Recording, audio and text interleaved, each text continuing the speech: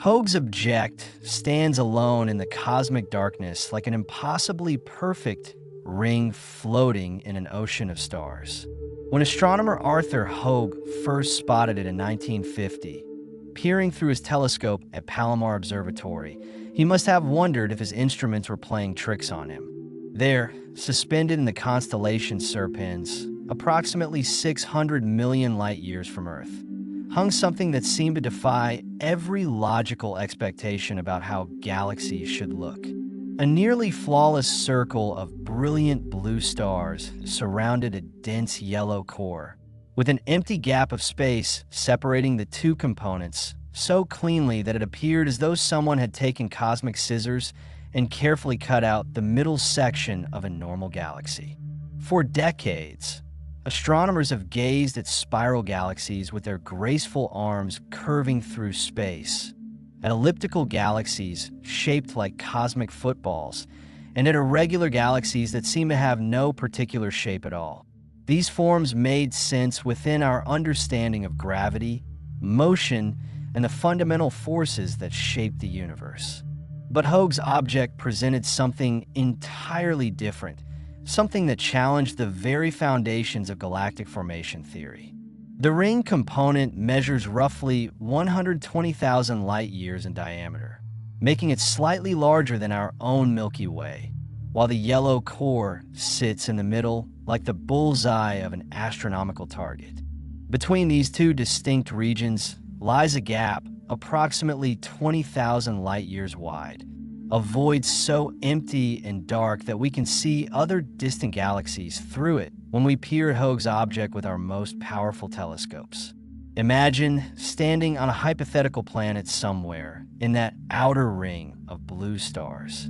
When you look up at your night sky, you would see no spiral arms connecting you to the galactic center, no gentle gradation of stellar populations leading inward. Instead, you would witness an enormous sphere of yellowish light hanging in the void, completely detached from your stellar neighborhood, as if two separate galaxies had decided to orbit one another at a respectful distance without ever touching. The psychological impact of such a sky would be profound, suggesting a universe fundamentally different from the one we observe from our vantage point in the Milky Way's spiral arm. The blue coloration of the outer ring tells us something crucial about the stars that populate it. Blue stars are the young rebels of stellar populations, burning hot and fast, consuming their nuclear fuel at prodigious rates. These massive stars typically live only a few million to a few hundred million years before exploding as supernovae, which means that something in the ring must be actively creating new stars even now, as the light we observe tonight left that distant galaxy when life on Earth consisted primarily of simple multicellular organisms. This ongoing star formation raises immediate questions. Stars need raw material to form, primarily hydrogen gas and dust, which they compress under gravity until fusion ignites in their cores. But where does this fuel come from in Hoag's object? In normal galaxies, gas clouds drift through the spiral arms, compressed by density waves that trigger star formation in a continuous cycle. The ring of Hoag's object, however, seems to exist in isolation, cut off from the obvious reservoirs of gas that should feed its stellar nurseries. The yellow core presents an equally fascinating puzzle. Yellow and reddish stars tend to be older, cooler, and longer-lived than their blue counterparts. These are the stellar ancients, the survivors that have been burning steadily for billions of years. The concentration of these elderly stars in the central bulge suggests that the core formed first long ago and has since evolved into a mature stellar population where the fierce blue giants have all burned out and exploded, leaving behind their smaller, more sedate cousins. This creates a temporal mystery wrapped inside the spatial one. We appear to be looking at two distinct epochs of galactic history occupying the same structure, separated not just by distance, but by billions of years of evolution. As if someone had taken a young galaxy and an old one and stitch them together with empty space. When Arthur Hoag published his discovery, he initially suspected he might be looking at a gravitational lens, a phenomenon predicted by Einstein's general relativity where a massive foreground object bends and distorts the light from a background source. Gravitational lensing can create rings, arcs, and multiple images of distant objects, transforming the straight paths that light rays normally follow into curved trajectories around massive galaxies or galaxy clusters. In the most dramatic cases, called Einstein rings, a perfect alignment between observer, lens, and background source can create a complete circle of light. This seemed like a reasonable explanation for the peculiar ring Hoag was observing. However, as better telescopes and more sophisticated analysis techniques became available, this interpretation began to crumble. Gravitational lenses produce specific, predictable distortions. The images they create should show signs of stretching and warping, and there should be detectable differences in color and spectra between different parts of the ring if they represent different portions of a single background galaxy being smeared around a foreground lens. None of these signatures appeared in Hoag's object. The ring maintained consistent properties all the way around its circumference, and spectroscopic analysis confirmed that both the ring and the core were at the same distance from Earth, moving through space together as a single physical system. This realization transformed Hoag's object from a curious optical illusion into something far more significant: a genuine ring galaxy, a structure that demands new thinking about how galaxies form and evolve. The term ring galaxy might sound simple, almost mundane, but it represents one of the rarest and most enigmatic phenomena in observational astronomy. Surveys of millions of galaxies have identified fewer than 100 ring galaxies in the observable universe. And of these, none display the remarkable symmetry and emptiness of Hoag's object. Most ring galaxies show clear evidence of their formation mechanism, bearing the scars and distortions that reveal their violent histories. Hoag's object, in contrast, appears almost serene in its perfection, offering no obvious clues to its origin. The leading theory for ring galaxy formation involves galactic collisions of a particular type. When two galaxies of significantly different sizes encounter one another, and when the smaller galaxy passes directly through the center of the larger one at just the right angle and speed, extraordinary things can happen. The collision sends a density wave rippling outward through the larger galaxy's disk like a stone thrown into a pond. This wave compresses gas as it travels, triggering intense bursts of star formation that light up in a ring pattern expanding away from the impact point. Computer simulations of these collision scenarios can reproduce many features of ring galaxies, showing how the kinetic energy of the intruder galaxy transfers into collective motion of stars and gas in the target galaxy. The simulations reveal that timing is everything. If you observe the system too early, you see a disturbed disk with irregular features. If you wait too long, the ring disperses and the galaxy settles back into a more conventional shape. But during a particular window of time, lasting perhaps a few 100 million years, you can catch the galaxy in its ring phase, displaying a circular structure of young, hot stars. This collision scenario works beautifully for many ring galaxies.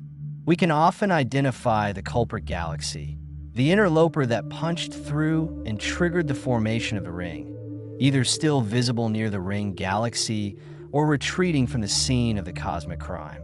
We can measure the distortions in the ring, the asymmetries and irregularities that betray the violence of the encounter. We can trace the motion of stars and gas to reconstruct the trajectory of the collision and estimate when it occurred. But when astronomers applied this analytical framework to Hoag's object, they encountered profound difficulties. The ring is too perfectly circular, too symmetrical, too clean. Collision-formed rings typically show significant departures from circularity, with the ring brightest on one side where the impact occurred and fainter on the opposite side. They often display spokes or bridges of material connecting the ring to the core, remnants of the disk that was torn apart by the collision. None of these features appear in Hoag's object. The gap between ring and core is remarkably empty, and the ring itself maintains nearly constant brightness all the way around, suggesting that whatever process formed it achieved an almost unnatural level of symmetry. Furthermore, astronomers have searched exhaustively for any companion galaxy that might have served as the projectile in a collision scenario, scanning the region around Hoag's object for any suspicious stellar systems. They have found nothing. The nearest significant galaxy lies far too distant to have been involved in the formation of the ring, and there are no dwarf galaxies or stellar streams nearby that might represent the shredded remains of a colliding intruder. This absence of evidence does not necessarily constitute evidence of absence. The companion might have been completely destroyed and absorbed during the collision, or it might have passed through billions of years ago and traveled far away in the time since.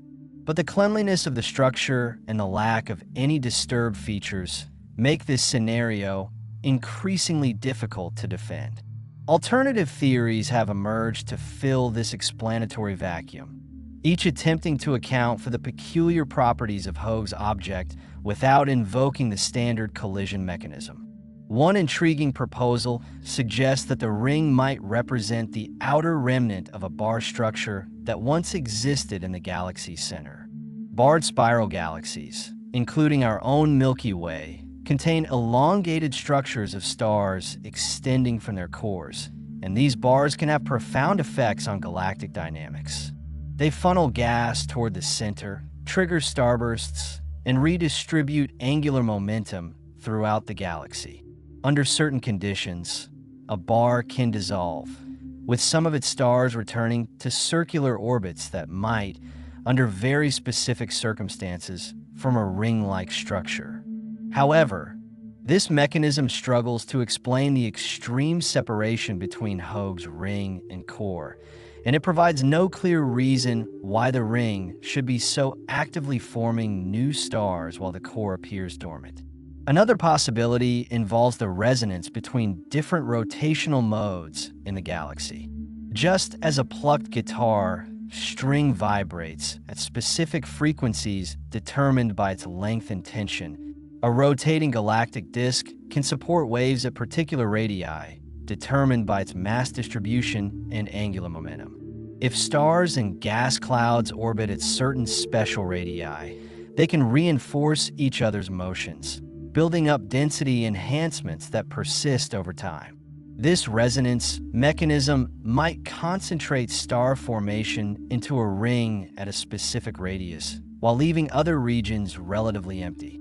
The mathematics of galactic resonances are complex and subtle, involving the interplay between the gravitational potential created by the galaxy's mass and the orbital periods of stars at different distances from the center. While this idea has theoretical merit, it has proven difficult to construct a detailed model that reproduces all of Hoag's object's observed properties, particularly the sharpness of the ring and the completeness of the gap. Some of the most radical proposals suggest that Hoag's object might not be a ring galaxy at all, at least not in the conventional sense. Perhaps we are witnessing a rare phase in the evolution of an otherwise normal galaxy, a brief moment when particular conditions align to create the appearance of a ring. Or perhaps Hoag's object represents a new category of galactic structure altogether, one formed through processes we have not yet imagined. The history of astronomy is filled with examples of phenomena that initially seemed incomprehensible, but eventually revealed new physical principles when examined with sufficient care and creativity. The acceleration of the universe's expansion, driven by the mysterious dark energy that fills space, was discovered largely through the careful observation of unexpected properties in distant supernovae. The existence of supermassive black holes at the centers of galaxies became undeniable only when multiple lines of evidence from stars orbiting invisible objects converged into an irrefutable case. Hoag's object might be offering us a similar opportunity, a chance to expand our understanding of how gravity, gas dynamics, star formation, and galactic evolution interact to produce structures beyond our current theoretical framework. The challenge of understanding Hoag's object has intensified as better observations have revealed finer details. The Hubble Space Telescope, free from the blurring effects of Earth's atmosphere, has captured images showing the ring in exquisite clarity, resolving individual star clusters and revealing subtle variations in color and brightness around the circumference. These observations confirm that the blue coloration comes from massive young stars, but they also show that the ring is not uniform. Certain regions appear slightly brighter and bluer than others, suggesting variations in the age and intensity of star formation. Some sections of the ring show signs of dust lanes, dark ribbons of obscuring material where future generations of stars might be gestating. These asymmetries, though subtle, might provide crucial clues about the formation mechanism, indicating that even this remarkably symmetric structure retains some memory of the processes that shaped it. Spectroscopic observations have added another dimension to our understanding by measuring how fast different parts of Hoag's object are moving. When astronomers spread the light from the galaxy into a spectrum, they can detect tiny shifts in the wavelengths of known spectral lines caused by the Doppler effect, the same phenomenon that makes an ambulance siren change pitch as it passes by. Stars and gas clouds moving toward us produce blue-shifted spectra with wavelengths compressed to shorter values, while those moving away produce red-shifted spectra with stretched wavelengths. By mapping these velocity shifts across Hoag's object, astronomers have reconstructed how the galaxy rotates. The results are fascinating and perplexing. The ring rotates as expected for a disk of material orbiting a central mass, with speeds consistent with the total amount of matter visible in stars.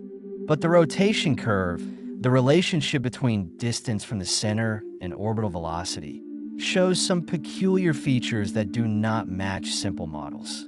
There are hints of non-circular motions, suggesting that gas and stars might be moving in ways more complex than simple circular orbits, perhaps flowing inward or outward, perhaps responding to gravitational influences we have not yet properly accounted for. These kinematic measurements bring us face to face with one of the deepest mysteries in modern astronomy: dark matter. The rotation curves of galaxies have long provided some of the strongest evidence for the existence of this invisible substance that appears to outweigh all the stars and gas we can see by a factor of 5 or more. Normal matter, the atoms and molecules that make up everything we can directly observe, proves insufficient to explain how fast galaxies rotate. The outer regions of galactic disks orbit much too quickly to be held in place by the gravity of visible matter alone. They should fly apart, flinging stars into intergalactic space like sparks from a spinning Catherine wheel. The fact that galaxies remain intact tells us that additional mass must be present, creating the gravitational glue that holds these systems together. This dark matter appears to form enormous halos surrounding galaxies, invisible scaffolding that defines the gravitational architecture within which ordinary matter moves and forms structures. In Hoag's object, the dark matter distribution becomes particularly important for understanding the ring's stability and longevity. For the ring to maintain its shape over hundreds of millions of years, orbiting in a perfect circle without expanding outward or collapsing inward. The gravitational field in which it moves must have specific properties, The dark matter halo provides most of this field, creating a smooth gravitational potential that allows the ring to persist. However, the exact distribution of dark matter in such an unusual system remains uncertain. Does the dark matter follow the visible matter, concentrated in the core and ring, or does it form a more uniform halo encompassing the entire structure? Different distributions would affect the ring's dynamics differently, potentially explaining some of the velocity anomalies observed. Unfortunately, we have no direct way to map dark matter distributions with high precision. We can only infer its presence from its gravitational effects, leaving considerable uncertainty about its role in shaping Hoag's object. The star formation occurring in the ring raises questions that connect to some of the most fundamental processes in astrophysics.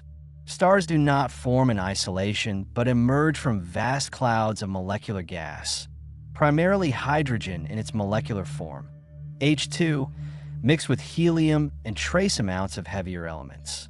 These molecular clouds are among the coldest objects in the universe, with temperatures hovering just a few degrees above absolute zero.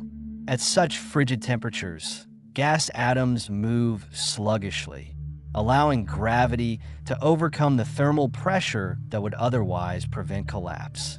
When a molecular cloud reaches sufficient density, self-gravity takes over and the cloud begins to contract. As it shrinks, it fragments into smaller clumps, each of which continues to collapse independently. Eventually, the center of each collapsing clump becomes so dense and hot that nuclear fusion ignites, converting hydrogen into helium and releasing enormous amounts of energy. A star is born. This process requires specific conditions to operate efficiently. The gas must be sufficiently dense and cold, and it must be shielded from intense ultraviolet radiation that would heat it and prevent collapse. In spiral galaxies, molecular clouds concentrate in the spiral arms, where density waves compress the gas and create favorable conditions for star formation. The newly formed stars then drift out of the spiral arms as they orbit, creating the impression of stars flowing through the spiral pattern like traffic through a highway. But in Hoag's object, there are no spiral arms, no obvious density waves to compress the gas. Yet the ring continues to form stars at a substantial rate, producing enough massive blue stars to make the ring visibly brighter than the core. This implies that molecular gas must be present in the ring, somehow concentrated enough to collapse despite the lack of traditional triggering mechanisms. Observations at radio wavelengths, which can detect the emission from neutral and molecular hydrogen, have attempted to map the gas distribution in Hoag's object. These studies reveal that neutral hydrogen does indeed exist in the ring, confirming that the raw material for star formation is available.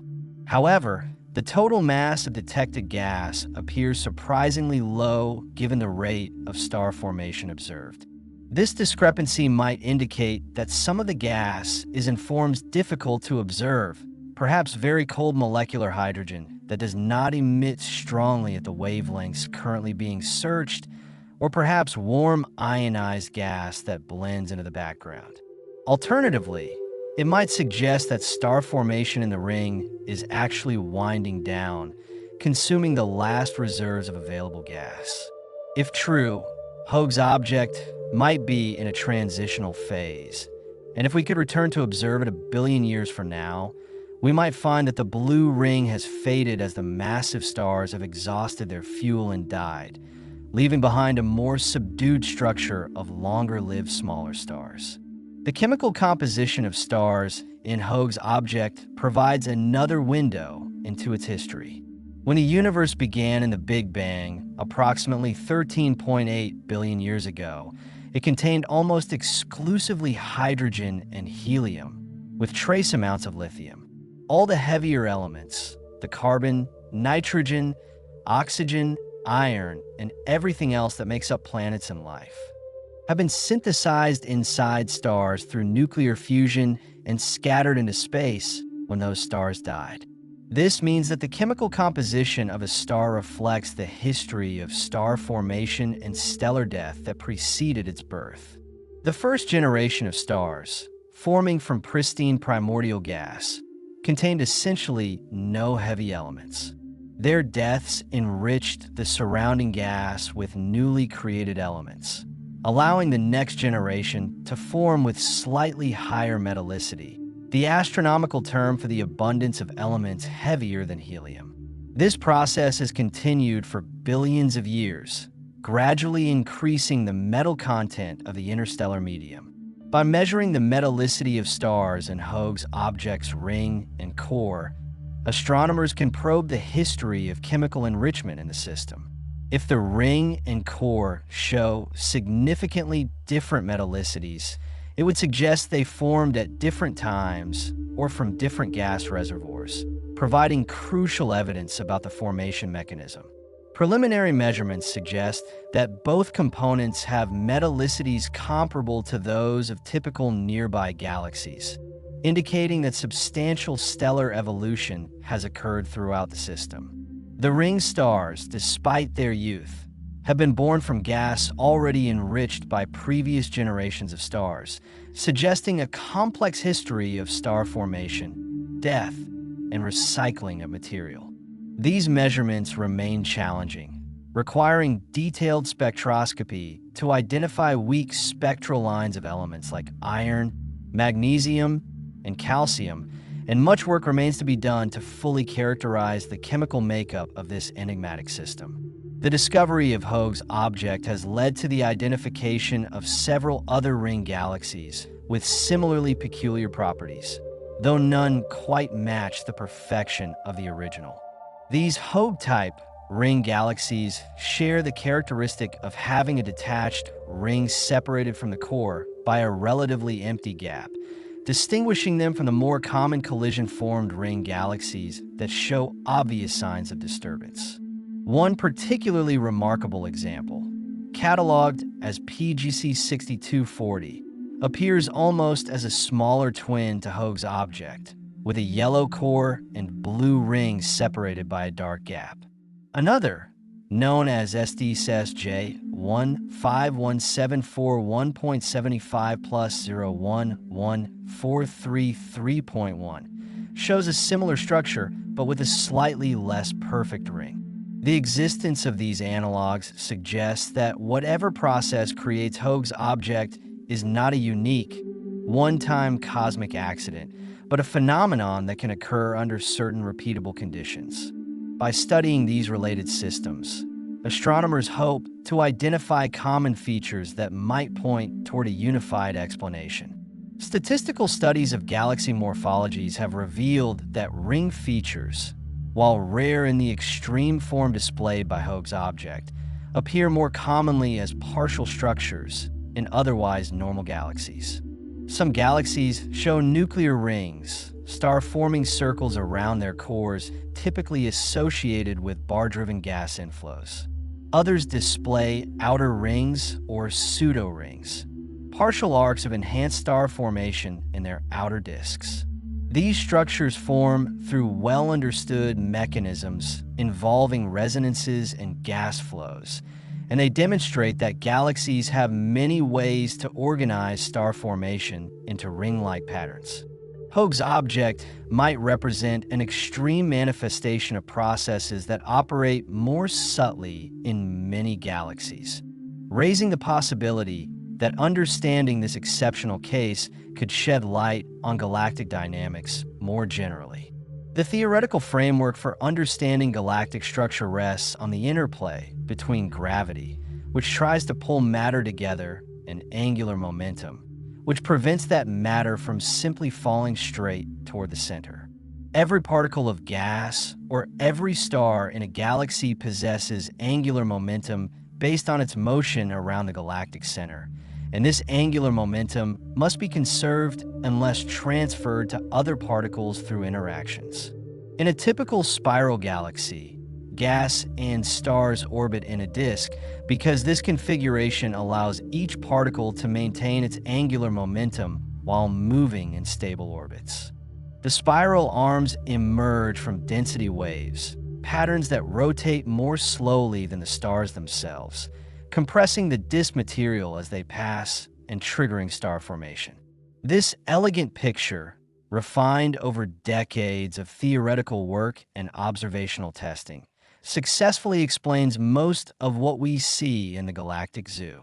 But Hoag's object demands an expansion of this framework. The separation between ring and core cannot be explained by simple density waves or bars.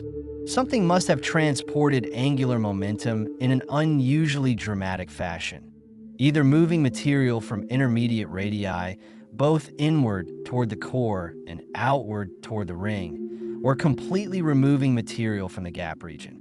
Gravitational interactions between gas clouds can transfer angular momentum, with clouds that lose angular momentum spiraling inward while those that gain it move outward.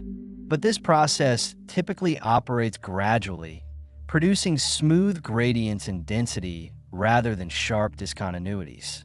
The gulf between ring and core in Hoag's object represents such an extreme spatial separation that conventional angular momentum transport mechanisms seem inadequate. Some theorists have proposed that magnetic fields might play a role in shaping Hoag's object. Galaxies are pervaded by magnetic fields, typically much weaker than those we experience on Earth, but potentially important for organizing gas and influencing star formation over large volumes. Magnetic fields can provide pressure support, resisting gravitational collapse, and they can also channel gas flows along field lines, creating structure that might not arise from gravity alone. In some theoretical scenarios, magnetic fields could help clear out the gap region in Hoag's object by preventing gas from settling there, or by driving it toward either the core or the ring. However, current observations provide only limited information about magnetic fields in distant galaxies, and we have no direct measurements of the field strength or configuration in Hoag's object. Future observations with radio telescopes capable of detecting polarized emission from the galaxy might reveal whether magnetic fields play a significant role in maintaining its structure. The age of the ring remains one of the most debated questions. If the ring formed from a collision a few 100 million years ago, as suggested by some models, then we are witnessing a relatively young, transient structure that will eventually fade and disperse. The massive blue stars currently illuminating the ring will burn out within the next 100 million years, and unless new stars continue to form, the ring will dim and become much harder to detect. On the other hand, if the ring represents a long-lived, stable configuration, perhaps maintained by resonances or a particular dark matter distribution, then it might persist for billions of years, continuously forming new generations of stars to replace those that die. Determining which scenario is correct requires careful analysis of the stellar populations in the ring, looking for evidence of multiple generations of star formation or signs that all the stars formed in a single burst. Color magnitude diagrams provide one tool for this analysis. By plotting the colors and brightnesses of individual stars resolved in Hubble images, astronomers can construct a stellar census that reveals the age distribution of the population. Young massive stars appear bright and blue, while older stars are fainter and redder. The shape of the color magnitude diagram reflects the star formation history, with different patterns indicating continuous star formation, bursts at specific times, or complex histories combining multiple episodes. Preliminary analyses of Hoag's object suggest a complex star formation history in the ring, with evidence for both recent star formation producing the bright blue stars and an older underlying population. This hints at a ring that has been forming stars for an extended period, perhaps hundreds of millions of years, rather than a single short burst. However, These measurements push the limits of current observational capabilities, and more detailed studies will be needed to paint a complete picture. The study of Hoag's object has benefited enormously from advances in computational astrophysics. The use of supercomputers to simulate the behavior of galaxies according to the laws of physics. Modern galaxy simulations can track millions or even billions of particles representing stars, gas, and dark matter, calculating their gravitational interactions and following their evolution over cosmic time. These simulations have successfully reproduced many aspects of galaxy formation, including the emergence of spiral arms, the formation of bars, and the triggering of starbursts during galaxy mergers. However, reproducing something as specific and peculiar as Hoag's object in a simulation has proven extraordinarily difficult. The challenge lies partly in the rarity of the phenomenon. Simulations typically follow random or representative volumes of the universe, generating thousands of galaxies with diverse properties. Ring galaxies do appear in these simulations, usually as transient structures following collisions. But Hoag-like objects with their characteristic perfection remain exceedingly rare even in the simulated universe. This rarity makes it difficult to study their formation in detail, as researchers would need to run enormous numbers of simulations to capture enough examples to draw robust conclusions. Some groups have instead focused on targeted simulations, carefully constructing initial conditions designed to produce ring galaxies, and then varying parameters to see what leads to Hoag-like features. These experiments have shown that achieving the right combination of gap emptiness, ring brightness, and structural symmetry requires very specific conditions, with only a narrow range of collision parameters producing acceptable matches to the observations. Even when simulations do produce ring galaxies, matching all of Hoag's object's properties simultaneously proves difficult. A simulation might reproduce the ring size and star formation rate, but fail to create a sufficiently empty gap. Another might achieve the right structure, but predict metallicities or kinematic properties inconsistent with observations. These difficulties do not necessarily mean the simulations are wrong, but rather that they highlight how constrained the formation mechanism must be. Hoag's object occupies a very specific location in the vast parameter space of possible galactic structures, and finding the pathway that leads precisely to that location requires both computational power and considerable trial and error. The broader cosmological context adds another layer to the Hoag's object puzzle. Galaxies do not exist in isolation, but form within the cosmic web, an enormous network of filaments and sheets of dark matter that permeates the universe. Galaxies form where dark matter is most concentrated, typically at the intersections of filaments, and their properties are influenced by their position within this web. Galaxies in dense environments, such as galaxy clusters, experience frequent interactions with neighbors and can be stripped of their gas by the hot intracluster medium. Galaxies in less dense environments, sometimes called the field population, evolve more quietly with fewer disturbances. Hoag's object appears to reside in a relatively sparse region of space, without nearby massive galaxies or obvious environmental influences that might have shaped its unusual morphology. This isolation is both a blessing and a curse for understanding its formation. On one hand, it rules out certain formation mechanisms that require dense environments or ongoing interactions. On the other hand, it deprives us of contextual clues that might indicate what special conditions led to its creation. The question of how common Hoag-like objects might be in the distant past or future adds a temporal dimension to the mystery. Galaxy populations evolve over cosmic time as the universe expands and ages. In the early universe, galaxies were smaller, more gas-rich, and underwent more frequent mergers. As time has progressed, Galaxies have grown through mergers and steady accretion of matter, while the overall gas content of the universe has declined as more and more material has been locked into stars. This evolution means that the galaxy population we see today differs significantly from what existed billions of years ago. Perhaps Hoag-like objects were more or less common in the past, and the examples we see today represent the survivors of a population that was more abundant at earlier times.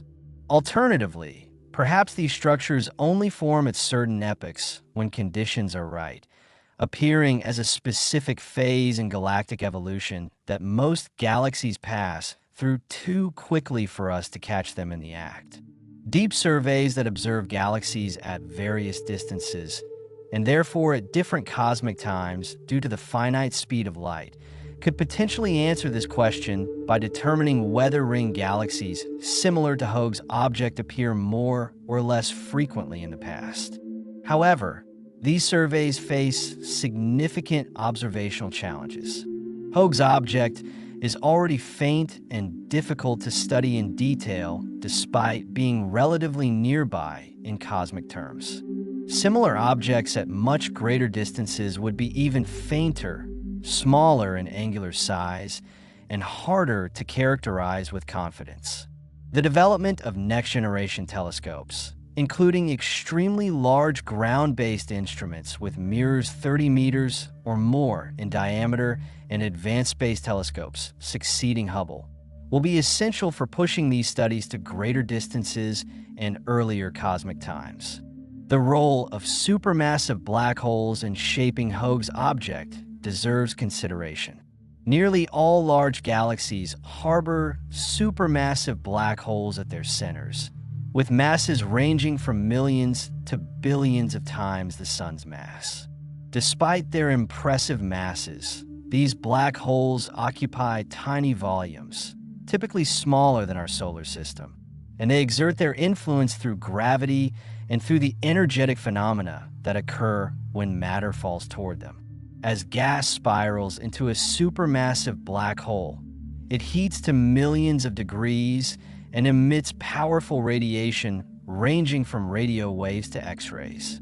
In the most active cases, known as active galactic nuclei or quasars, the radiation from the infalling matter can outshine the entire galaxy, and jets of particles can be launched at nearly the speed of light, traveling thousands of light years into space.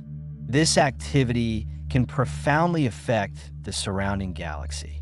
The radiation and jets heat nearby gas, potentially preventing it from cooling and forming stars, a process called feedback that is thought to regulate the growth of galaxies and prevent them from forming stars too rapidly. The energy injection from an active supermassive black hole can also drive powerful winds that expel gas from the galaxy entirely, quenching star formation. In Hoag's object, we do not see obvious signs of strong black hole activity. The core does not show the bright, blue emission characteristic of an actively accreting black hole, and no jets or radio lobes have been detected. However, the black hole might have been active in the past, potentially playing a role in shaping the structure we now observe. A burst of activity billions of years ago could have ejected gas from the central regions, contributing to the empty gap, and subsequent quieting of the black hole would leave no obvious trace in current observations. X-ray observations with space telescopes like Chandra or XM Newton could search for faint emission from the central black hole or from hot gas in the galaxy, providing clues about past activity. So far, limited X-ray data exists for Hoag's object, but future deep observations might reveal subtle signs of black hole feedback or interactions between the core and ring that are invisible at optical wavelengths. The interplay between supermassive black holes and their host galaxies remains an area of intense research, and understanding this relationship in the context of such an unusual galaxy could provide insights applicable to galaxy evolution more broadly.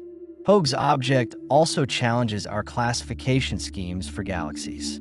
Astronomers have traditionally categorized galaxies using systems that emphasize morphology, the shape and appearance of the galaxy. The most famous classification system, developed by Edwin Hubble in the 1920s, divides galaxies into ellipticals, spirals, and irregulars, with various subdivisions based on features like bar presence, spiral arm tightness, and bulge size. This tuning fork diagram has served as the foundation for galaxy classification for nearly a century, providing a common language for describing galactic diversity. But Hoag's object does not fit comfortably into this scheme. It is not an elliptical galaxy, lacking the smooth, featureless light distribution characteristic of that class. It is not a spiral galaxy, despite having a disk-like ring component, because the ring exists in isolation without spiral arms connecting it to anything. It is not an irregular galaxy, because its structure is highly ordered and symmetric rather than chaotic. Instead, Hoag's object belongs to a special category, the ring galaxies, which exists somewhat outside the traditional classification framework. This raises interesting questions about whether our classification systems adequately capture the full diversity of galactic forms. As surveys have imaged billions of galaxies, examples of unusual morphologies have multiplied, including not just ring galaxies, but also polar ring galaxies with rings oriented perpendicular to the main disk, galaxies with multiple nuclei from ongoing mergers, galaxies with tidal tails stretching across enormous distances, and many other peculiar forms. Each of these rare types challenges us to expand our theoretical understanding and reminds us that galaxies can explore morphological possibilities we have not yet imagined. The philosophical implications of Hoag's object extend beyond the technical details of its formation. This galaxy reminds us that the universe contains surprises, phenomena that do not fit neatly into our expectations and that demand creative thinking to understand. In an era when astronomy has become increasingly sophisticated, with vast databases, automated surveys, and powerful simulation capabilities, there is sometimes a temptation to believe we have cataloged all the basic types of cosmic objects and need only fill in the details. Hoag's object and similar anomalies serve as powerful counterexamples, showing that nature's creativity exceeds our own and that the universe will continue to present us with puzzles that require new ideas and approaches. This humility in the face of cosmic complexity is a recurring theme in the history of science. Every generation of astronomers has believed they were close to a complete understanding of the heavens, only to have new observations reveal unanticipated phenomena. The discovery of galaxies themselves in the early 20th century revolutionized our understanding of the universe's scale. The discovery of cosmic expansion showed that the universe itself is dynamic rather than static. The discovery of dark matter and dark energy revealed that most of the universe consists of substances we cannot directly observe and do not yet understand. Hoag's object operates at a less revolutionary scale, but embodies the same principle that careful observation of the universe will continue to challenge and refine our theories. The process of studying Hoag's object also illustrates how modern astronomy operates as a collaborative, incremental enterprise. Understanding this one unusual galaxy requires contributions from observers using different telescopes at different wavelengths, theorists developing and testing models, computational scientists running simulations, and specialists in various subfields bringing their expertise to bear on specific aspects of the problem. No single person or even single research group can master all the necessary techniques and knowledge. Instead, progress emerges from the gradual accumulation of observations, the development of increasingly sophisticated models, and the slow convergence of multiple lines of evidence toward a coherent picture. This process can be frustrating, with contradictory results, false starts, and long periods where little progress seems to be made, followed by breakthroughs when new data or insights suddenly clarify a previously murky situation. Looking toward the future, several upcoming observatories and missions promise to provide new perspectives on Hoag's object. The James Webb Space Telescope, with its infrared capabilities and extraordinary sensitivity, can peer through dust that obscures optical observations and detect cooler stars and gas that emit primarily at longer wavelengths. Infrared observations from Webb could reveal hidden reservoirs of molecular gas in the gap region, gas too cold and diffuse to have been detected by previous surveys, but potentially crucial for understanding the mass distribution and dynamics of the system. The telescope's ability to resolve fine details might also uncover previously unseen structure in the ring itself, perhaps revealing spiral features or clumps that provide clues about instabilities operating within the ring or interactions between the ring and surrounding environment.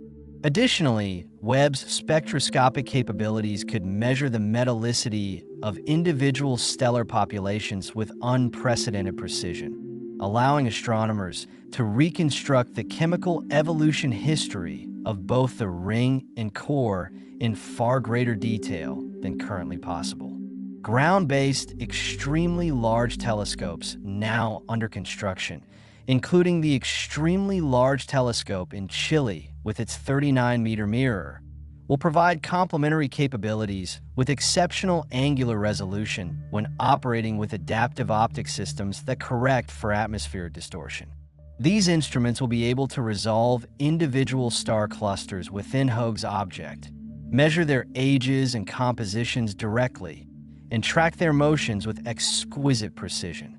By mapping the three-dimensional positions and velocities of hundreds or thousands of stellar populations throughout the galaxy, astronomers could reconstruct the orbital structure in unprecedented detail, revealing whether stars in the ring follow simple circular paths or display more complex patterns that might betray the influence of past interactions, resonances, or asymmetries in the gravitational potential.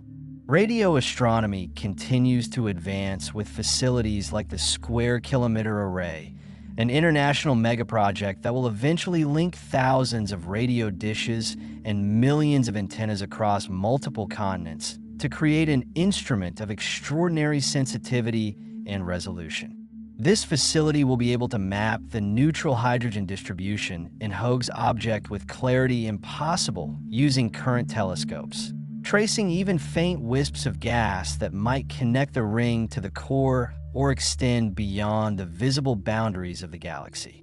Radio observations can also detect the synchrotron emission produced by cosmic rays spiraling in magnetic fields, providing the first detailed maps of magnetic field structure in such a distant galaxy and testing whether magnetic forces play a significant role in organizing the system.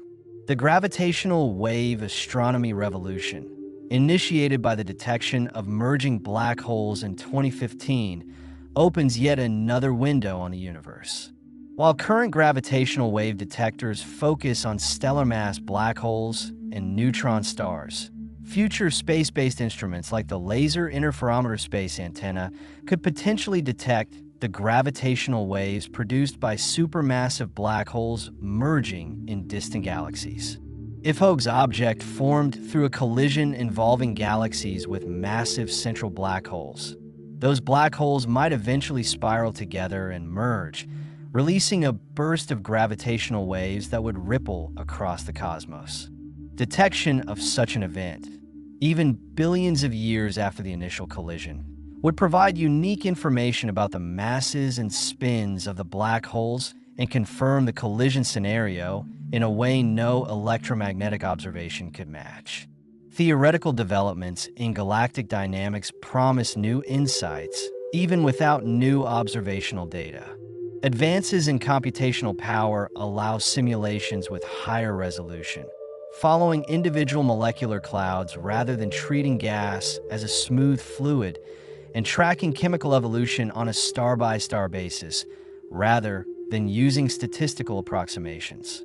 These improvements might reveal formation pathways that coarser simulations miss, perhaps showing how small-scale turbulence or feedback from supernovae could sculpt the gap in ways not captured by earlier models. Machine learning techniques, increasingly applied across astronomy, offer new ways to explore the vast parameter spaces of possible galaxy formation scenarios, identifying regions where Hoag-like structures emerge and quantifying the sensitivity of outcomes to initial conditions. The comparative study of Hoag's object alongside its analogs could prove particularly fruitful. By examining the small sample of known Hoag-type ring galaxies in detail, astronomers might identify patterns invisible when studying any single object. Perhaps these galaxies share common features in their environments, their dark matter halo properties, or their formation histories that would point toward necessary conditions for producing such structures. Alternatively, if each Hoag-type galaxy appears to have formed through a different mechanism, that would suggest multiple pathways to similar morphologies, a reminder that in a universe containing hundreds of billions of galaxies, even very improbable events will occasionally occur through sheer chance. One particularly intriguing aspect visible in images of Hoag's object is that if you look carefully through the gap between the ring and core, you can see another ring galaxy in the far distance, an even more remote cosmic coincidence appearing directly behind the first. This galaxy within a galaxy within the image serves as a remarkable demonstration of a universe's depth and complexity.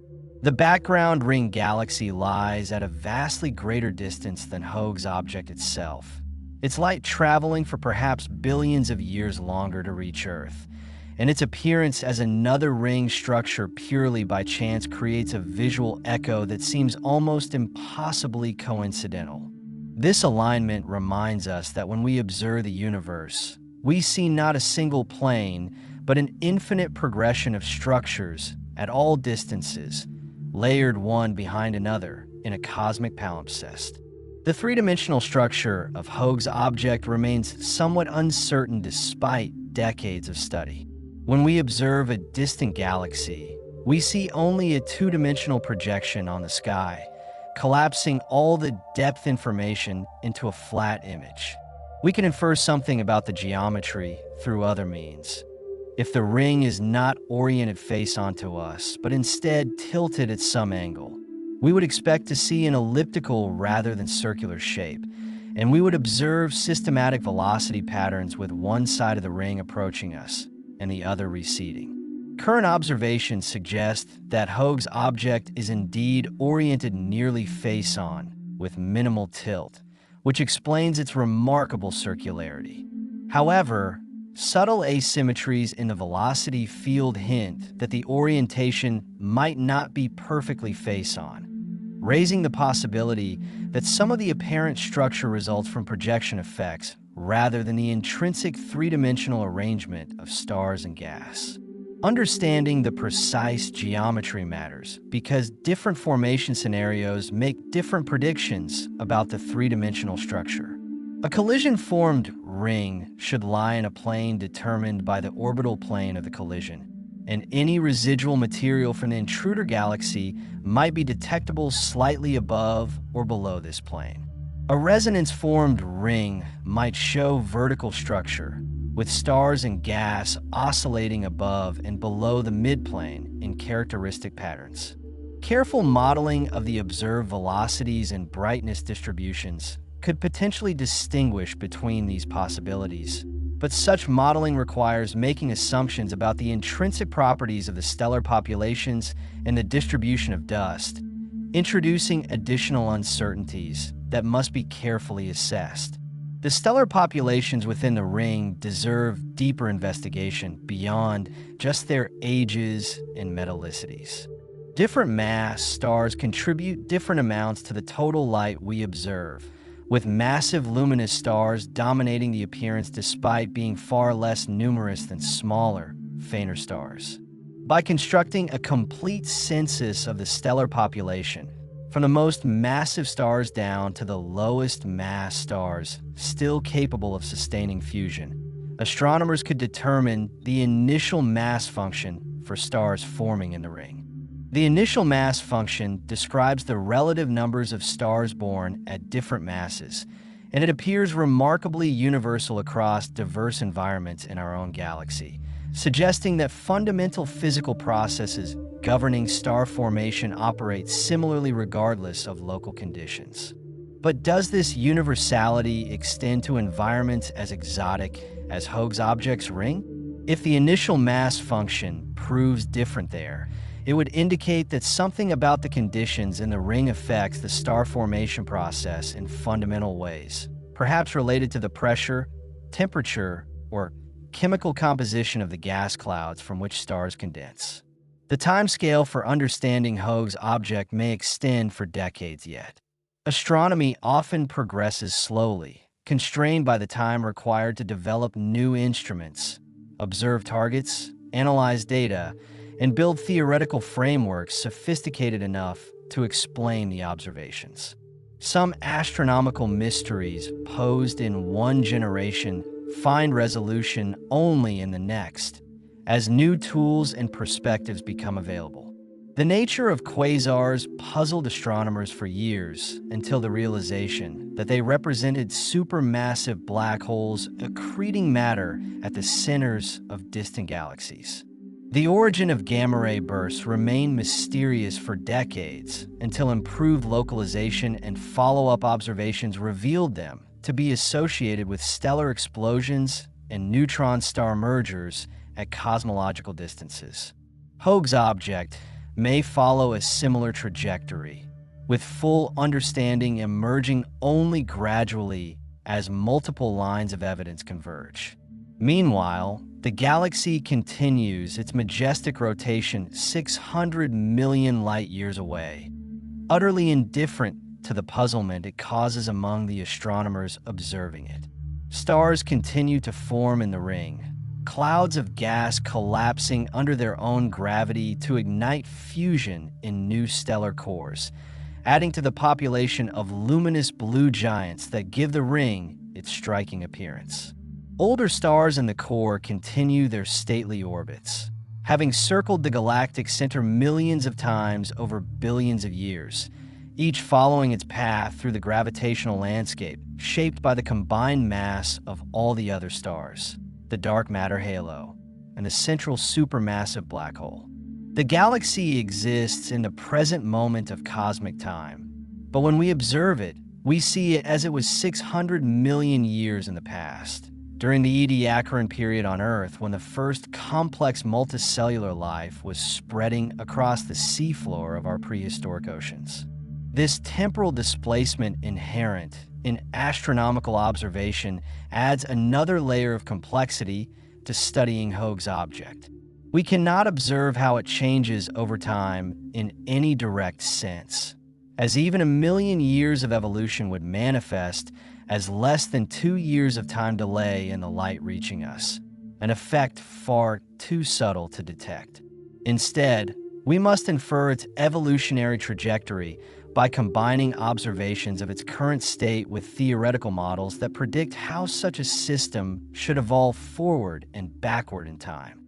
This indirect approach works well for phenomena we understand thoroughly, like stellar evolution, where models successfully predict the life cycles of stars from birth to death. But for a phenomenon as poorly understood as Hoag's object, predictions remain uncertain, with different models suggesting very different futures for the galaxy. Some models predict that the ring will persist for billions of years, maintained by resonances or a particular dark matter configuration that keeps the structure stable against perturbations. In this scenario, Hoag's object might look similar 10 billion years from now as it does today, aside from the gradual reddening that occurs as massive stars burn out and are replaced by longer-lived lower-mass stars. Other models suggest that the ring is transient, a brief phase lasting only a few 100 million years before the structure dissolves, with stars in the ring gradually migrating to different orbits through gravitational interactions with each other and with dark matter, eventually filling in the gap and transforming the galaxy into a more conventional elliptical or lenticular form. Still, other models predict that the ring might be expanding, growing larger over time as it incorporates additional material from the outer reaches of the dark matter halo, eventually becoming so diffuse that it fades below detectability. The question of whether Hoag's object is unique or merely an extreme example of a more common phenomenon connects to broader debates about how to characterize galactic diversity. As imaging surveys have cataloged the morphologies of millions of galaxies, it has become clear that galaxies display a continuous range of properties rather than falling into a few discrete categories. The traditional Hubble sequence of ellipticals, spirals, and irregulars provides a useful approximate framework, but many galaxies display intermediate or unusual characteristics that blur the boundaries between classes. In this context, Hoag's object might represent the tail end of a distribution, an outlier that differs from typical galaxies in degree rather than kind. Perhaps many galaxies display subtle ring features or gaps in their stellar distributions that become obvious only when viewed under the right conditions, and Hoag's object simply happens to display these features with unusual clarity and perfection. Testing this hypothesis requires statistical studies of large galaxy samples, searching for weaker or partial ring structures that might represent less developed versions of the phenomenon seen in Hoag's object.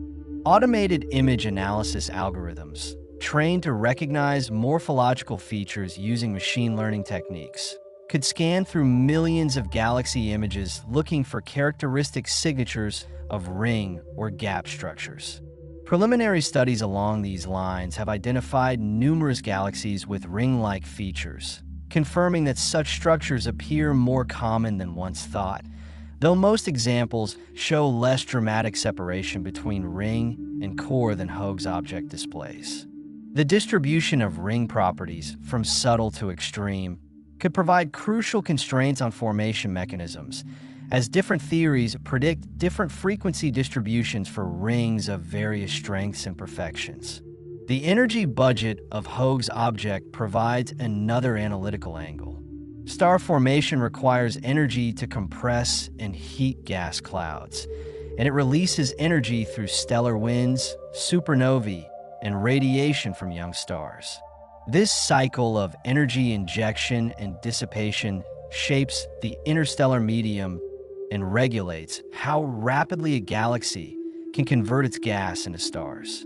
In normal spiral galaxies, the energy balance appears roughly self-regulating, with star formation proceeding at rates that deplete the gas supply over timescales comparable to the age of the universe, explaining why we still see gas-rich galaxies forming stars today rather than having exhausted their fuel long ago. In Hoag's object, the energy budget might differ significantly due to the unusual geometry. The ring configuration could affect how efficiently energy couples to the surrounding medium, potentially suppressing or enhancing star formation compared to a conventional disk geometry. Measuring the energy output from Hoag's object requires observations at multiple wavelengths to capture emission from different processes. Ultraviolet observations detect the hottest, most massive stars and quantify the rate at which they ionize surrounding gas. Infrared observations reveal cooler dust heated by starlight, tracing regions where star formation might be hidden by obscuring material. Radio observations can detect synchrotron emission from supernova remnants and map the distribution of cosmic rays accelerated by these explosions. X-ray observations reveal the hottest gas, heated to millions of degrees by supernova shocks or stellar winds. By integrating the emission across all these wavelengths, astronomers can estimate the total energy output and compare it to theoretical expectations, testing whether the energy balance in Hoag's object matches that of normal galaxies or displays unusual characteristics demanding special explanation. The surrounding environment of Hoag's object, while not obviously anomalous, deserves scrutiny for subtle clues about its history. Galaxies do not form in complete isolation, but are connected to their surroundings through streams of gas flowing in from the cosmic web and through gravitational interactions with neighboring galaxies. In some cases, past interactions leave faint traces visible in deep imaging. Tidal streams of stars pulled out of galaxies during encounters, shells and ripples in the outer regions of galaxies indicating past mergers, or faint dwarf galaxies that might represent satellites captured from previous systems.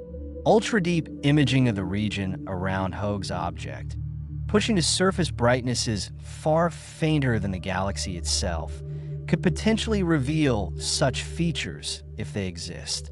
The absence of obvious tidal debris argues against recent major interactions, but fainter structures or more ancient debris might have been missed by surveys conducted so far. The comparison between Hoag's object and ring galaxies formed through known mechanisms highlights what makes it exceptional.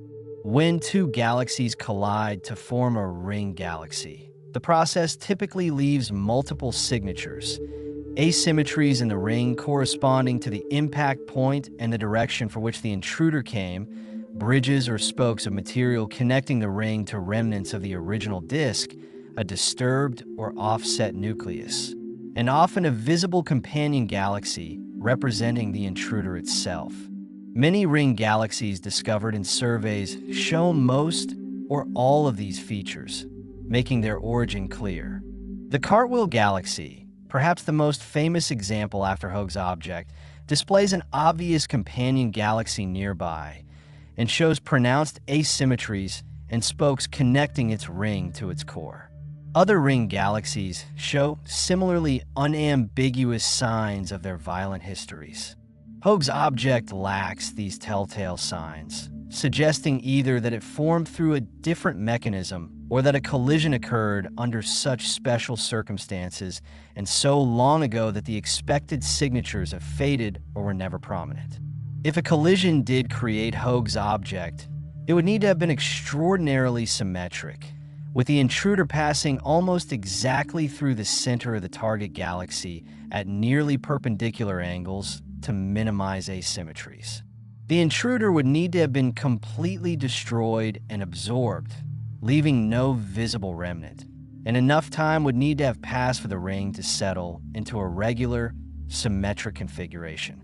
All of these requirements are possible in principle, but individually improbable, and their conjunction seems less likely still, motivating the search for alternative explanations. Among the alternative scenarios, secular evolution mechanisms deserve particular attention. Secular evolution refers to processes internal to a galaxy that gradually reshape its structure over billions of years without requiring external triggers like mergers or collisions. Bars provide one well-studied example of secular evolution. Many spiral galaxies develop elongated bar structures through instabilities in their disks, and these bars then drive gas inward, potentially building up central bulges and transforming the galaxy's appearance. Bars can also dissolve under certain conditions, with their stars redistributing into more symmetric configurations. Could something analogous have created Hoag's object's ring? Perhaps a bar or oval distortion once existed in this galaxy, and through a combination of resonances and angular momentum redistribution, stars and gas were funneled into an outer ring while the bar itself dissolved, leaving behind the central spheroid we now observe. Testing this scenario requires detailed modeling of galactic dynamics over billions of years of simulated evolution. Researchers must construct models of galaxies with various initial properties and follow their evolution under the influence of gravity alone, without external perturbations, to see whether ring-like structures can emerge naturally. Some preliminary simulations suggest that under specific conditions, particularly in galaxies with unusual dark matter distributions or particular rotation properties, rings can form through purely internal processes. However, these simulated rings typically lack the extreme separation and emptiness characteristic of Hoag's object, suggesting that even if secular evolution contributes to the structure, additional factors must be at play to produce such a pronounced feature. The role of satellite galaxies warrants investigation despite the absence of obvious companions near Hoag's object today. Galaxies like the Milky Way host numerous smaller satellite galaxies orbiting in the surrounding halo, remnants of the hierarchical assembly process through which large galaxies grow by accreting smaller systems. These satellites exert gravitational forces on the primary galaxy, potentially raising tides and injecting energy that affects the disk structure. In extreme cases, satellites can plunge through the disk of the primary galaxy, potentially triggering ring formation even without a direct collision between comparably sized systems. If a moderately massive satellite passed through Hoag's object precursor disk at some point in the past, it could have generated the ring structure before being tidally disrupted and absorbed, leaving no remnant to mark its passage.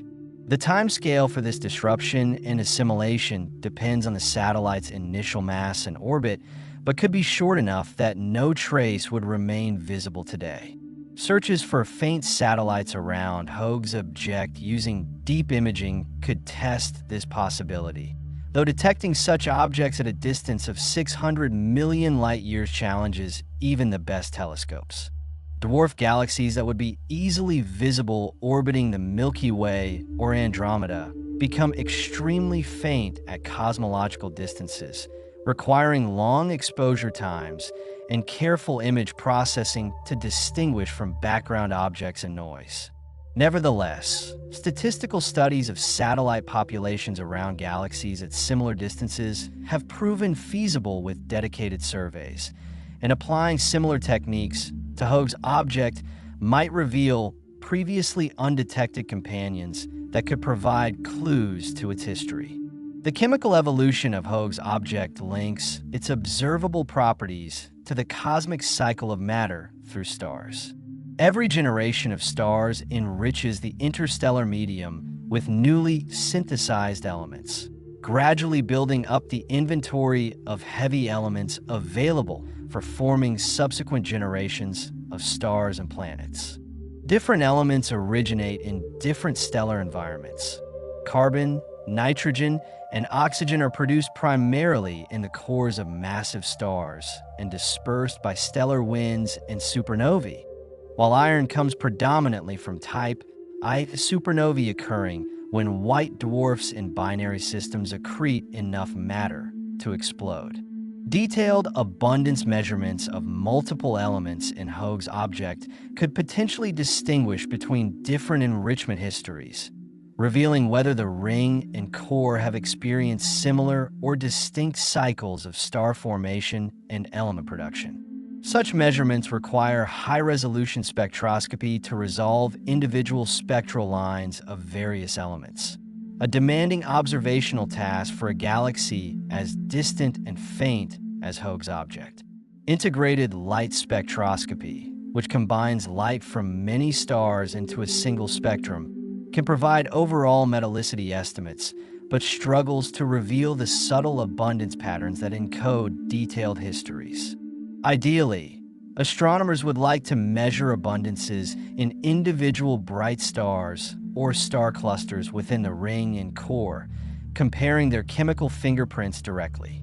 This level of detail remains barely possible with current telescopes, but should become more feasible with next-generation instruments offering both higher sensitivity and higher spectral resolution. The dark matter halo surrounding Hoag's object determines much of its gravitational structure, yet remains entirely invisible to direct observation. We infer the presence of dark matter through its gravitational effects. The rotation velocities of stars and gas exceed what visible matter alone could support, requiring additional mass in a roughly spherical halo extending well beyond the visible boundaries of the galaxy. The properties of this halo, including its total mass, its radial density profile, and its shape, all affect how stars and gas move within it and potentially influence the formation and persistence of ring structures. Unfortunately, deriving detailed constraints on dark matter halos requires extensive kinematic measurements that remain challenging for distant galaxies like Hoag's object. One promising approach involves studying the kinematics of globular clusters, if any can be detected in the outer regions of the system. Globular clusters are dense balls of ancient stars that orbit in the halos of galaxies, and their motions trace the underlying gravitational potential extending far from the galactic center. By measuring the velocities of many globular clusters at different distances, astronomers can map the dark matter distribution and test whether it matches theoretical expectations. However, detecting individual globular clusters around Hoag's object pushes the limits of current observational capabilities, as these objects appear as faint point sources difficult to distinguish from foreground and background stars and compact galaxies. Deep imaging with future telescopes might make such observations feasible, opening a new window on the dark matter structure of this enigmatic system. The question of how matter transitions between the ring and core, if indeed it does, involves timescales difficult to measure directly, but crucial for understanding the long-term evolution of the system.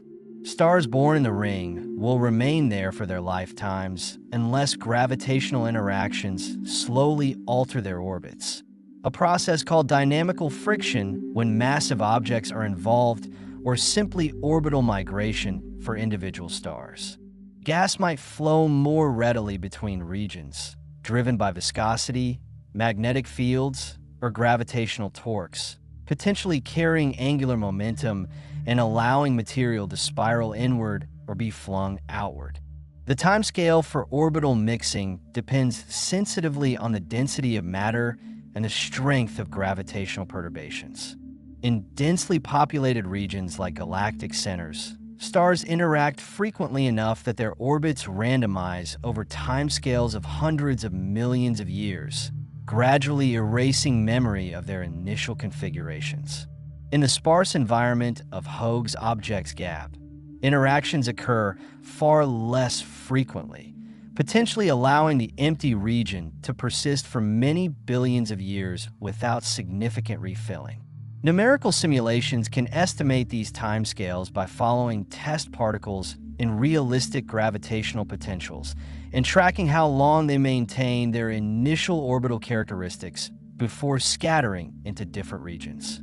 Hydrodynamic processes governing gas behavior differ fundamentally from stellar dynamics because gas can dissipate energy through collisions, radiation, and turbulent motions, while stars pass through each other without direct interaction, treating galactic dynamics as a purely gravitational problem. Gas clouds collide and merge, shock and compress, heating and cooling in response to their environment. This dissipative nature allows gas to lose energy and angular momentum more efficiently than stars, potentially spiraling inward from the ring toward the core over relatively short timescales measured in tens or hundreds of millions of years. The apparent ongoing star formation in the ring suggests gas remains present there, implying either that sufficient reservoirs exist to sustain star formation despite losses to the core, or that gas is continuously replenished from external sources or recycled from dying stars. The magnetic dynamo operating within Hoag's object represents another layer of complexity that remains almost entirely unexplored. Galaxies generate magnetic fields through dynamo processes, whereby the differential rotation of conducting gas converts kinetic energy into magnetic energy, amplifying initially weak seed fields to the micro-Gauss strengths typically observed in galactic disks. These fields pervade the interstellar medium, providing pressure support against gravitational collapse, influencing the propagation of cosmic rays and potentially affecting the efficiency of angular momentum transport. The ring geometry of Hoag's object might alter how effectively the dynamo operates, perhaps producing unusual field configurations or strengths compared to conventional disk galaxies. Future radio polarimetry measurements could map the magnetic field structure by detecting the polarization of synchrotron emission from cosmic rays spiraling along field lines. The orientation of polarization vectors traces the projected direction of the magnetic field on the plane of the sky, allowing reconstruction of the field geometry. If the ring contains well-ordered azimuthal or radial field components, this would indicate that dynamo processes have had time to organize the field into coherent structures. Alternatively, tangled or chaotic fields would suggest either youth, with insufficient time for organization, or ongoing turbulence, disrupting attempts at field ordering. Either result would provide valuable constraints on the age and evolutionary state of the ring. The cosmic ray population in Hoag's object likely differs from that in normal galaxies due to the unusual geometry.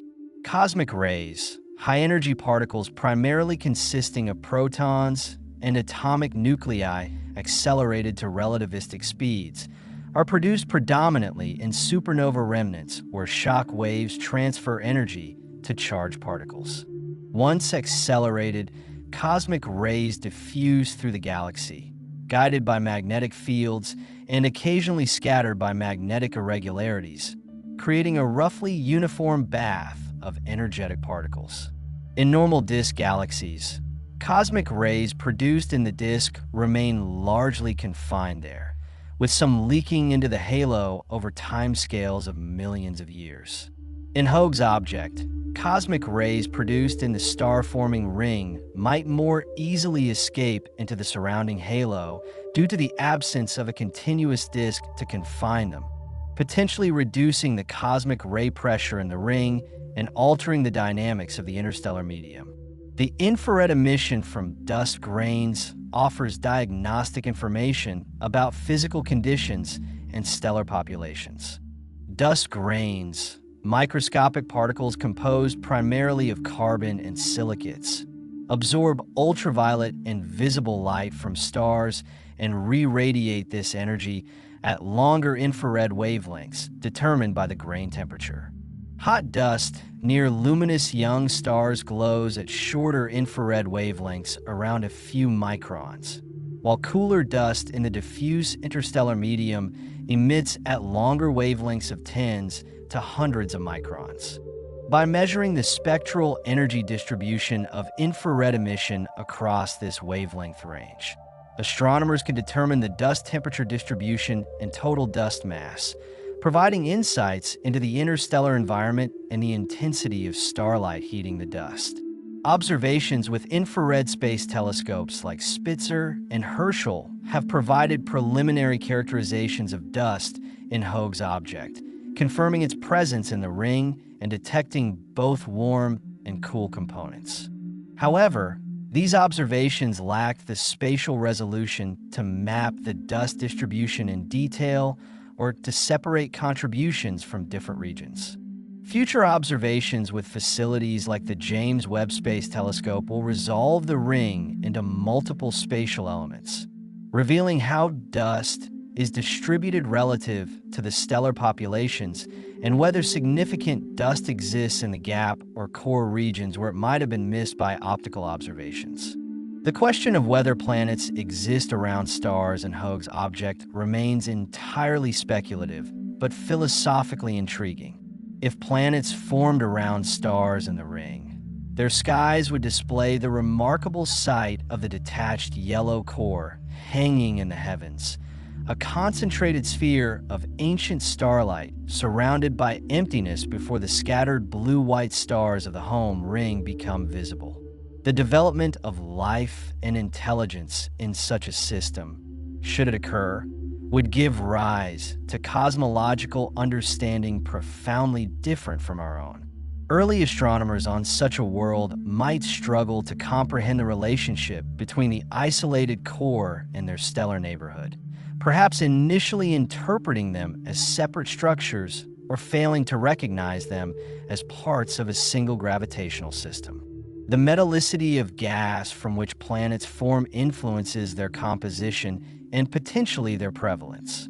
Rocky planets require substantial amounts of heavy elements like iron, silicon, and oxygen, which are absent in the primordial gas left over from the Big Bang and must be synthesized in stars.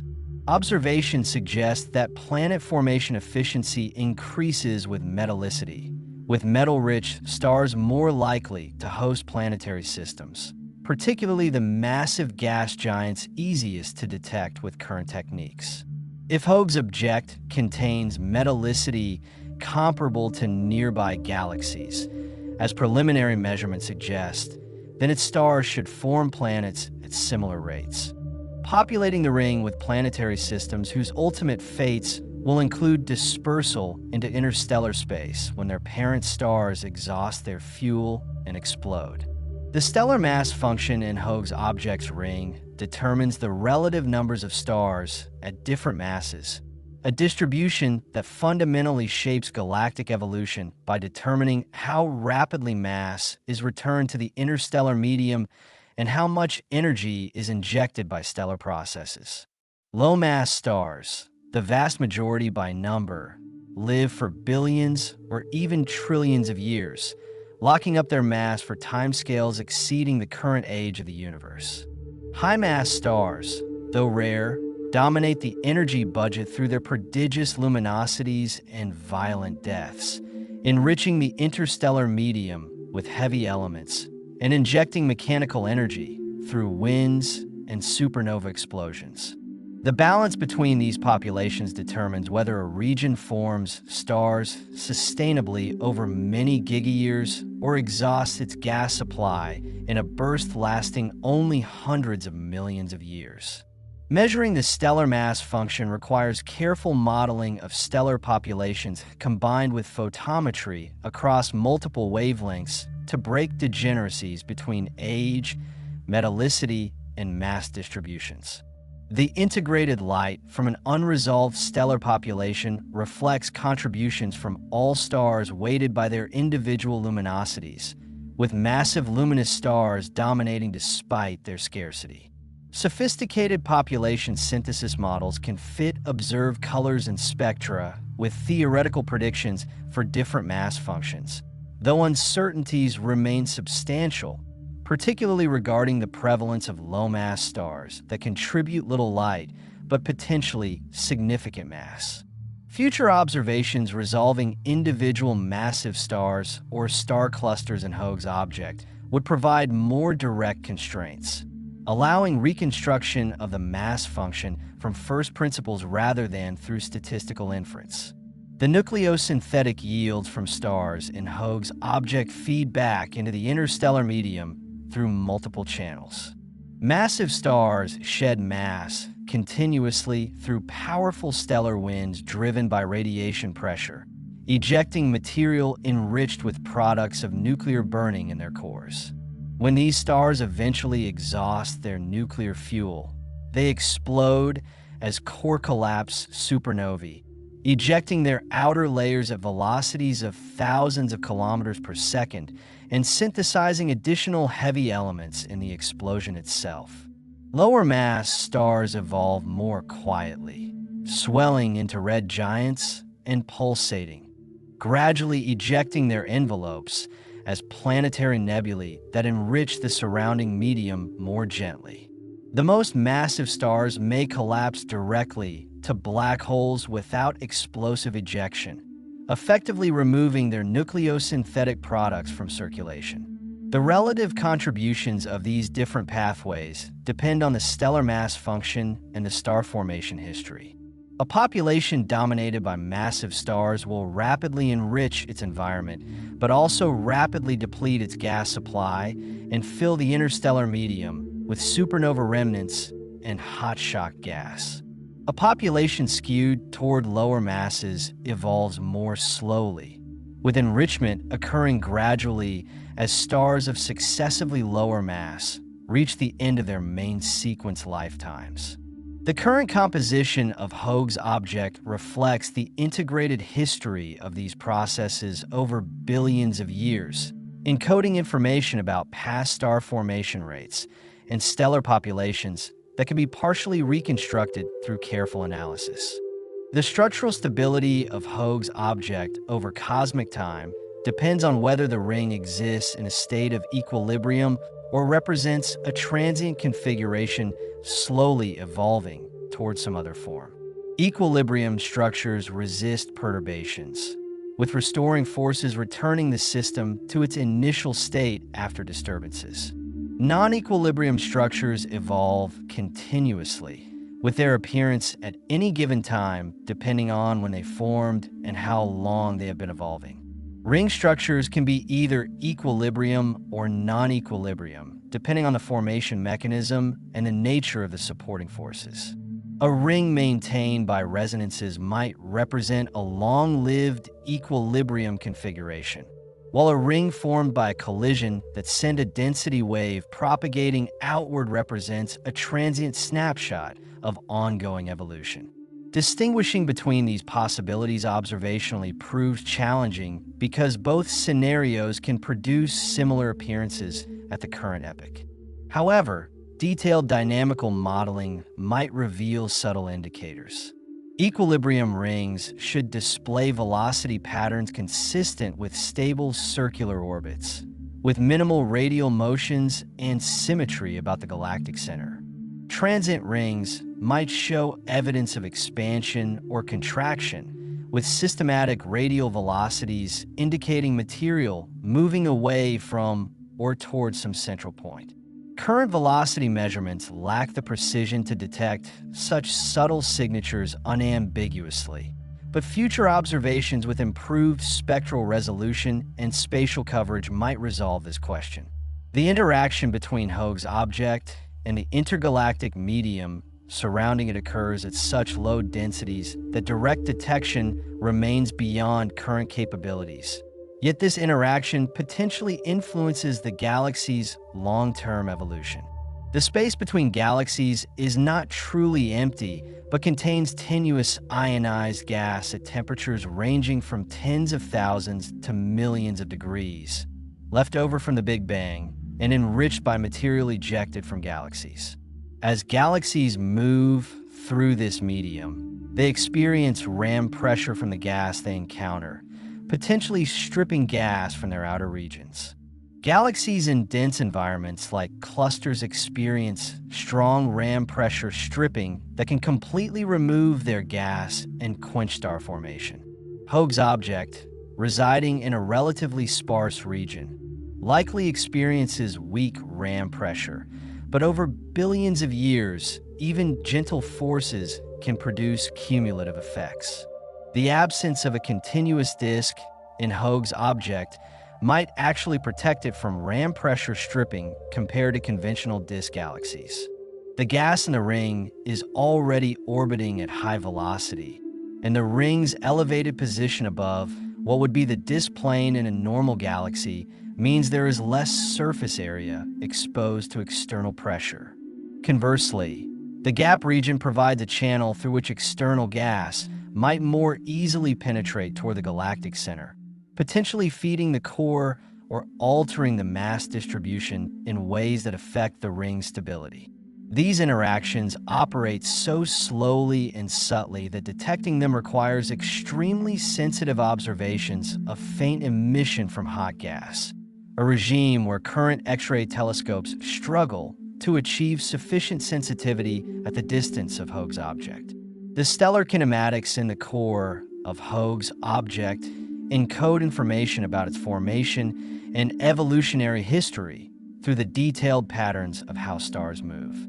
In simple stellar systems that have relaxed into equilibrium, stars move on orbits determined by the gravitational potential, with their velocity distributions following predictable patterns.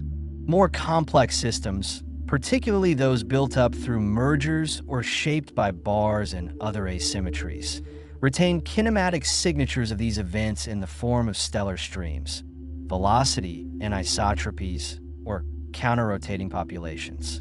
By measuring the full three-dimensional velocity distribution of stars in the core, including not just line-of-sight velocities, but also proper motions perpendicular to our line of sight, astronomers could reconstruct the orbital structure and search for such signatures. Proper motion measurements at the distance of Hoag's object pose formidable challenges because angular motions across the sky scale inversely with distance. A star moving at a typical velocity of 100 kilometers per second at a distance of 600 million light-years produces an angular motion of only a few millionths of an arcsecond per year, far below the precision of current astrometric capabilities. However, future space missions with extremely precise astrometry might eventually push into this regime, at least for the brightest objects.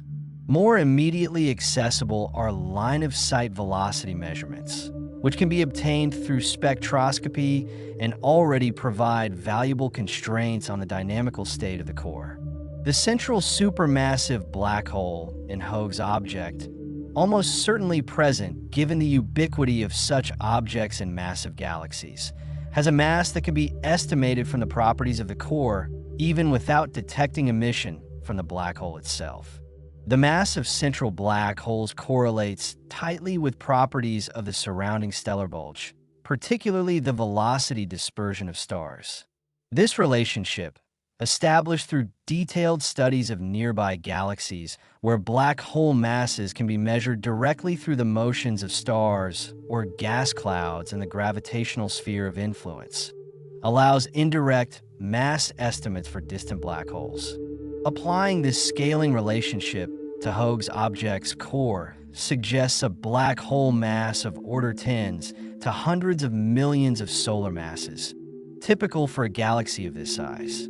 The feeding and feedback cycle of this black hole over cosmic time has likely influenced the evolution of Hoag's object in ways that remain largely unquantified. Episodes of rapid accretion, when gas falls toward the black hole and heats to extreme temperatures, release enormous amounts of energy that can blow gas out of the central region and temporarily suppress star formation.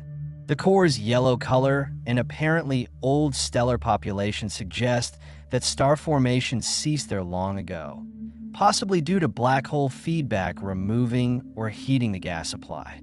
If this interpretation is correct, then the contrast between the quiescent core and star-forming ring reflects fundamentally different gas states. In the core, gas is either absent or too hot to collapse and form stars, while in the ring, sufficient cool gas remains to sustain ongoing stellar birth.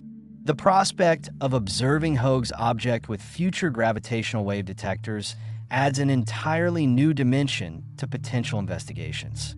If the central black hole has a binary companion, perhaps the remnant of a previous merger that brought two galaxies and their black holes together, the binary will gradually lose orbital energy to gravitational radiation and eventually merge. The timescale for this process depends on the binary separation and masses, ranging from millions to billions of years. During the final stages of inspiral, the binary emits gravitational waves at frequencies and amplitudes potentially detectable by space-based interferometers. While the probability of catching any particular black hole binary during its final merger remains low, surveys monitoring large numbers of galaxies over extended periods will eventually detect such events, providing unique information about black hole demographics and merger histories. The chemical inhomogeneities within Hoag's object, if they exist, would reveal details about mixing processes and the timescales over which material circulates through the system. In well-mixed systems, supernova ejecta and stellar winds disperse throughout the available volume, homogenizing the composition over timescales short compared to the age of the system. Less efficient mixing preserves chemical gradients, with regions of higher metallicity near sites of active star formation and lower metallicity in regions more isolated from recent enrichment. The gap in Hoag's object potentially serves as a barrier to mixing, allowing the ring and core to maintain distinct compositions if they have experienced different enrichment histories. Testing for chemical inhomogeneities requires spatially resolved spectroscopy across multiple positions in the galaxy, measuring abundance patterns separately in the ring and core and at multiple locations within each component. The technical challenges are substantial, as extracting reliable abundances from integrated light spectra involves modeling contributions from multiple stellar populations with different ages and compositions. But the scientific payoff would be correspondingly valuable. Evidence for significant composition differences would strongly constrain formation scenarios, potentially ruling out mechanisms that predict thorough mixing. The thermal history of gas in Hoag's object traces a complex narrative of heating and cooling processes that govern when and where stars can form. Gas in the interstellar medium exists in multiple thermal phases, ranging from cold molecular clouds at 10 to 50 degrees above absolute zero, where star formation occurs, to warm neutral and ionized regions at thousands of degrees, to hot ionized gas at millions of degrees produced by supernova shocks and stellar winds. These phases coexist in approximate pressure equilibrium, with denser cold gas balanced against more diffuse hot gas, creating a dynamic, multi-phase medium where material continuously transitions between states. In the ring of Hoag's object, the balance between heating and cooling determines whether gas can accumulate in cold, dense clouds capable of collapsing into stars. Heating sources include ultraviolet radiation from young, massive stars, which ionizes hydrogen and injects energy into surrounding gas, and supernova explosions, which heat gas to millions of degrees through powerful shock waves. Cooling mechanisms include radiation from atoms and ions that have been collisionally excited, with the cooling rate depending strongly on density and temperature. At low densities, cooling becomes inefficient because atoms rarely collide, while at high densities, cooling proceeds rapidly, allowing gas to condense. The rate at which the ring forms stars reflects this delicate balance, with efficient cooling in dense regions allowing ongoing collapse despite continual energy injection from stellar feedback. The absence of visible gas and star formation in the core suggests either that gas has been removed entirely, heated to temperatures where it cannot cool efficiently, or consumed into stars during earlier epochs. Black hole feedback provides one mechanism for heating or expelling gas, as do stellar winds from the old stellar population, though these winds from low-mass evolved stars prove far gentler than those from young massive stars. Alternatively, the core might simply have exhausted its gas supply billions of years ago during an intense starburst that converted available material into stars, leaving no fuel for subsequent generations. Distinguishing among these scenarios requires observations sensitive to hot gas that might be present but too diffuse and hot to radiate efficiently at optical wavelengths. The gravitational potential well of Hoag's object, the three-dimensional landscape of gravitational energy that determines how matter moves through the system, possesses a shape influenced by both visible matter and dark matter distributions. Potential wells in galaxies typically display smooth, roughly spherical symmetry in their outer regions where dark matter halos dominate, transitioning to more complex shapes in inner regions where concentrations of stars and gas create additional structure.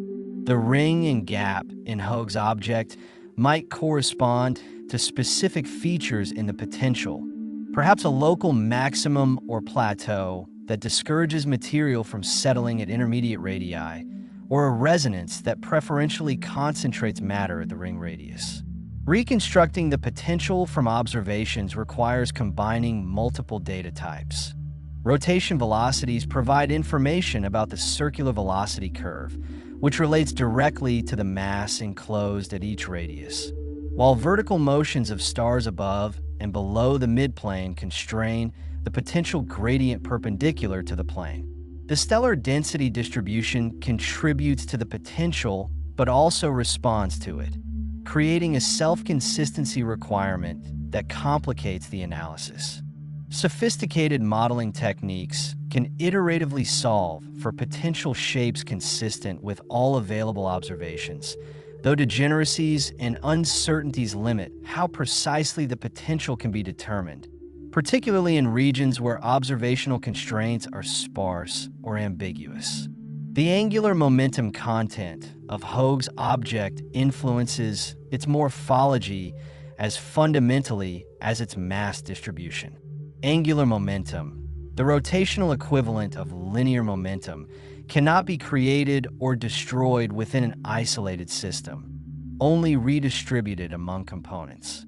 The total angular momentum of a galaxy reflects its formation history, with contributions from the initial collapse of the protogalactic cloud and subsequent accretion of matter with varying amounts of spin.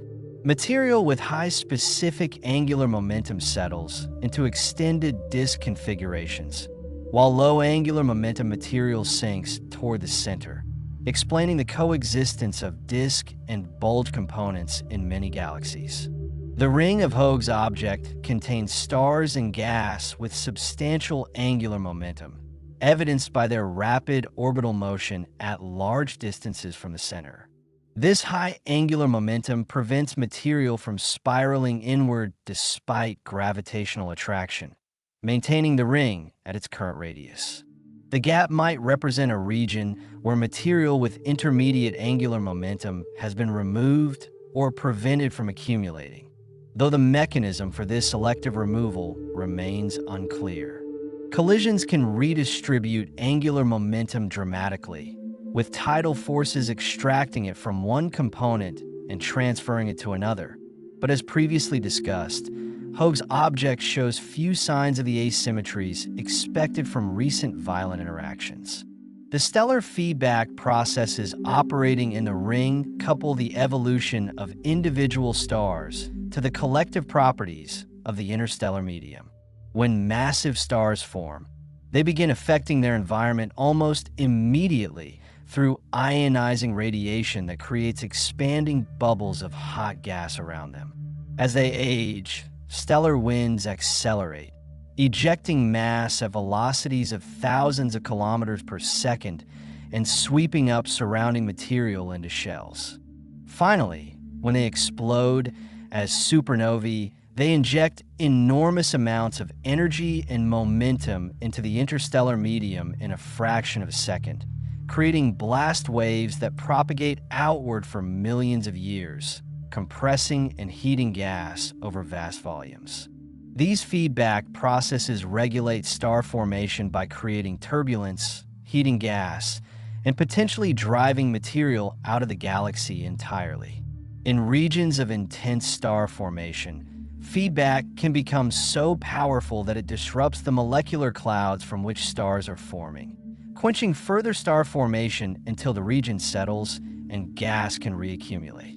The ring's continued star formation over presumably long timescales suggests that feedback there operates at a level that limits but does not completely suppress star formation, maintaining a balance where gas consumption is offset by whatever processes replenish the supply, whether through accretion from outside, recycling a material from dying stars, or other mechanisms yet to be identified.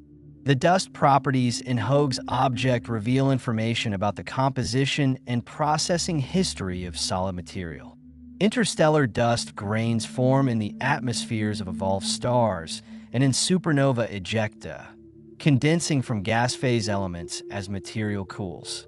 These grains then drift through the interstellar medium, growing by accretion of atoms from the gas phase and being destroyed by sputtering in hot gas or shattering in grain-grain collisions. The size distribution of dust grains, from large particles hundreds of nanometers across down to small molecules barely larger than complex organic compounds, determines how effectively dust absorbs and scatters light at different wavelengths.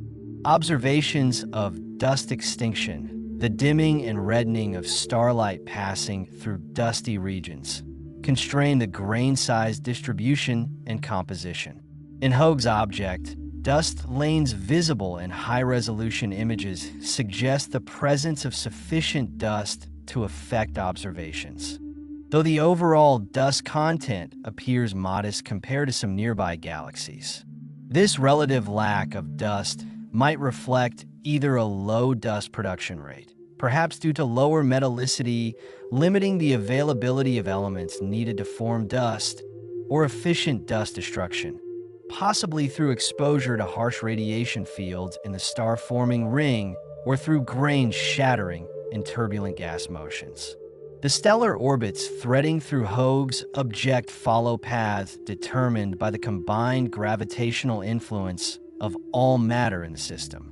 In axisymmetric potentials, typical of disk galaxies with circular symmetry, orbits conserve angular momentum and energy, restricting stars to specific families of periodic or quasi-periodic trajectories.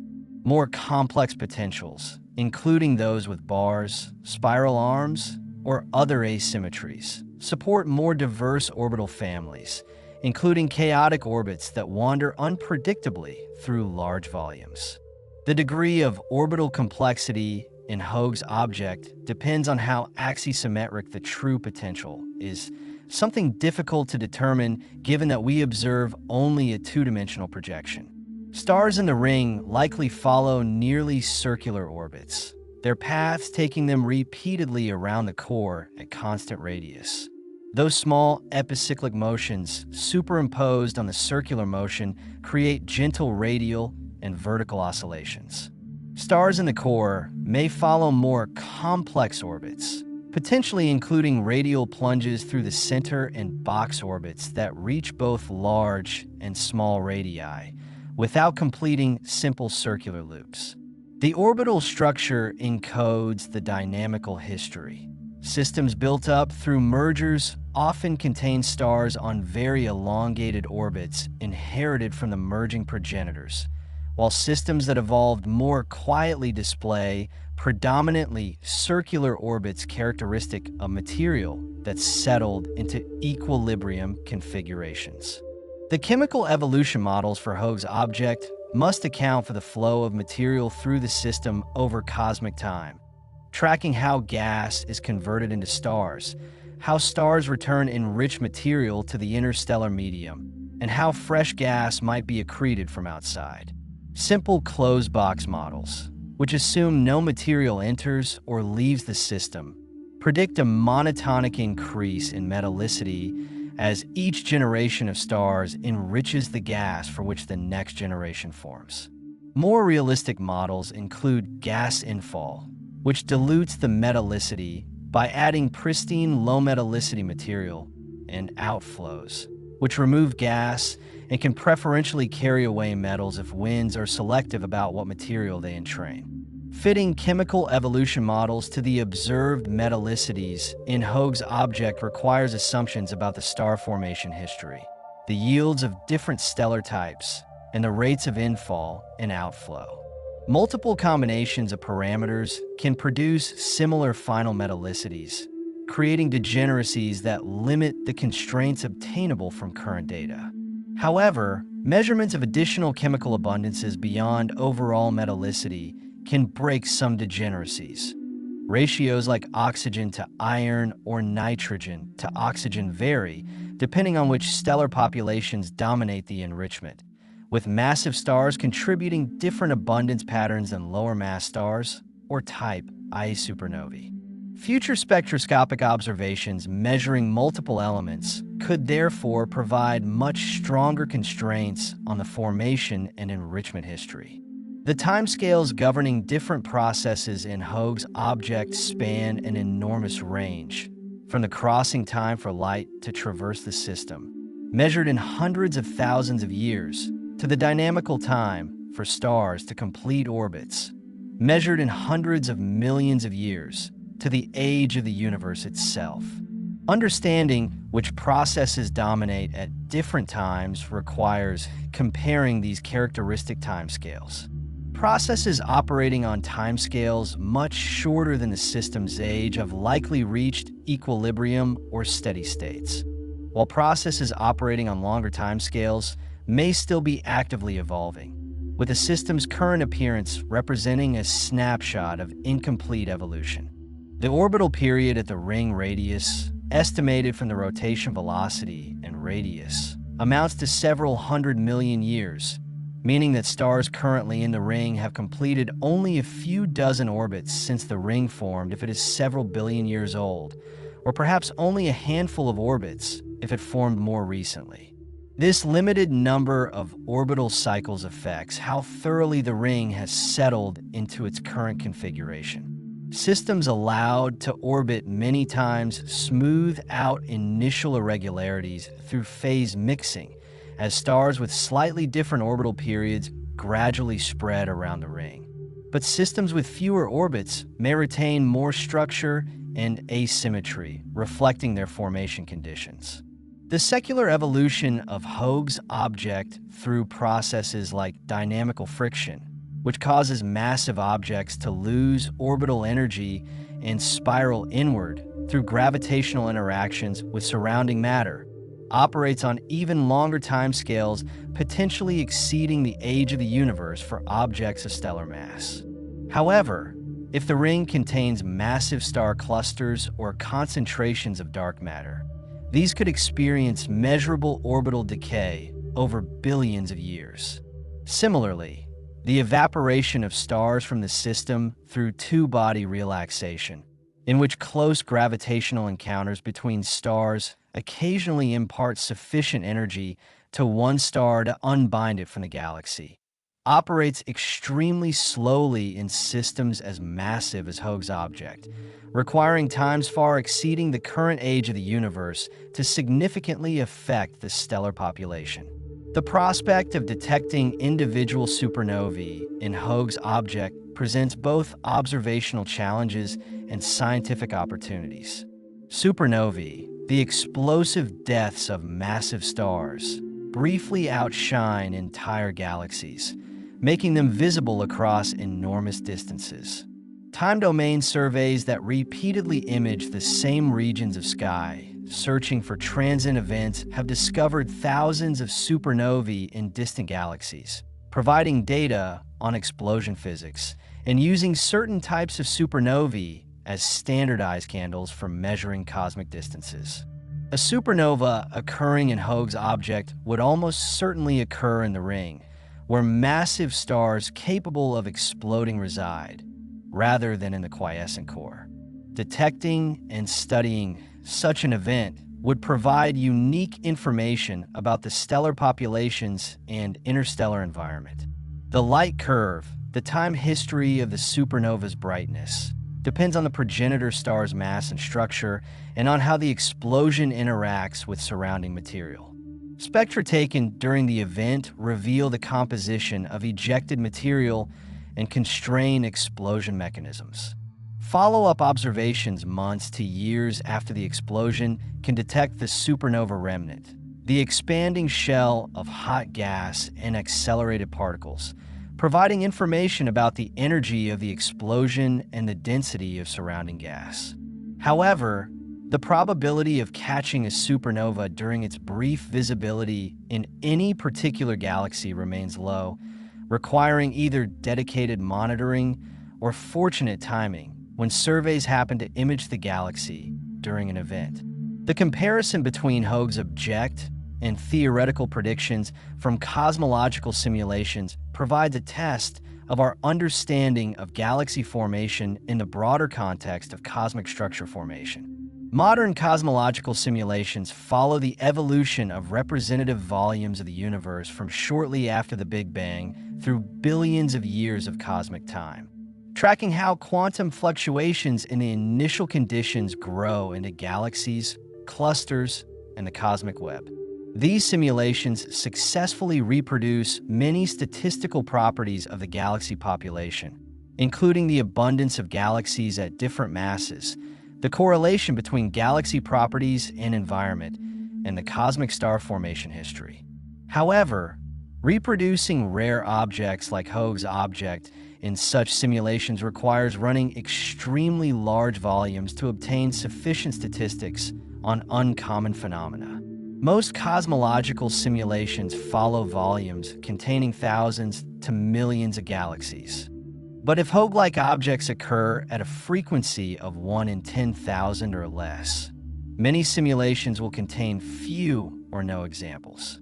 Targeted high-resolution simulations of individual promising candidates identified in larger volume runs could provide detailed formation scenarios.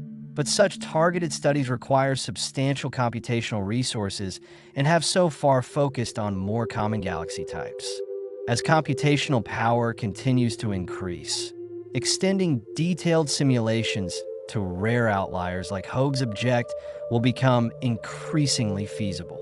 The question of whether Hoag's object represents an evolutionary stage that many galaxies pass through briefly or a configuration requiring special circumstances has profound implications for how we interpret its significance.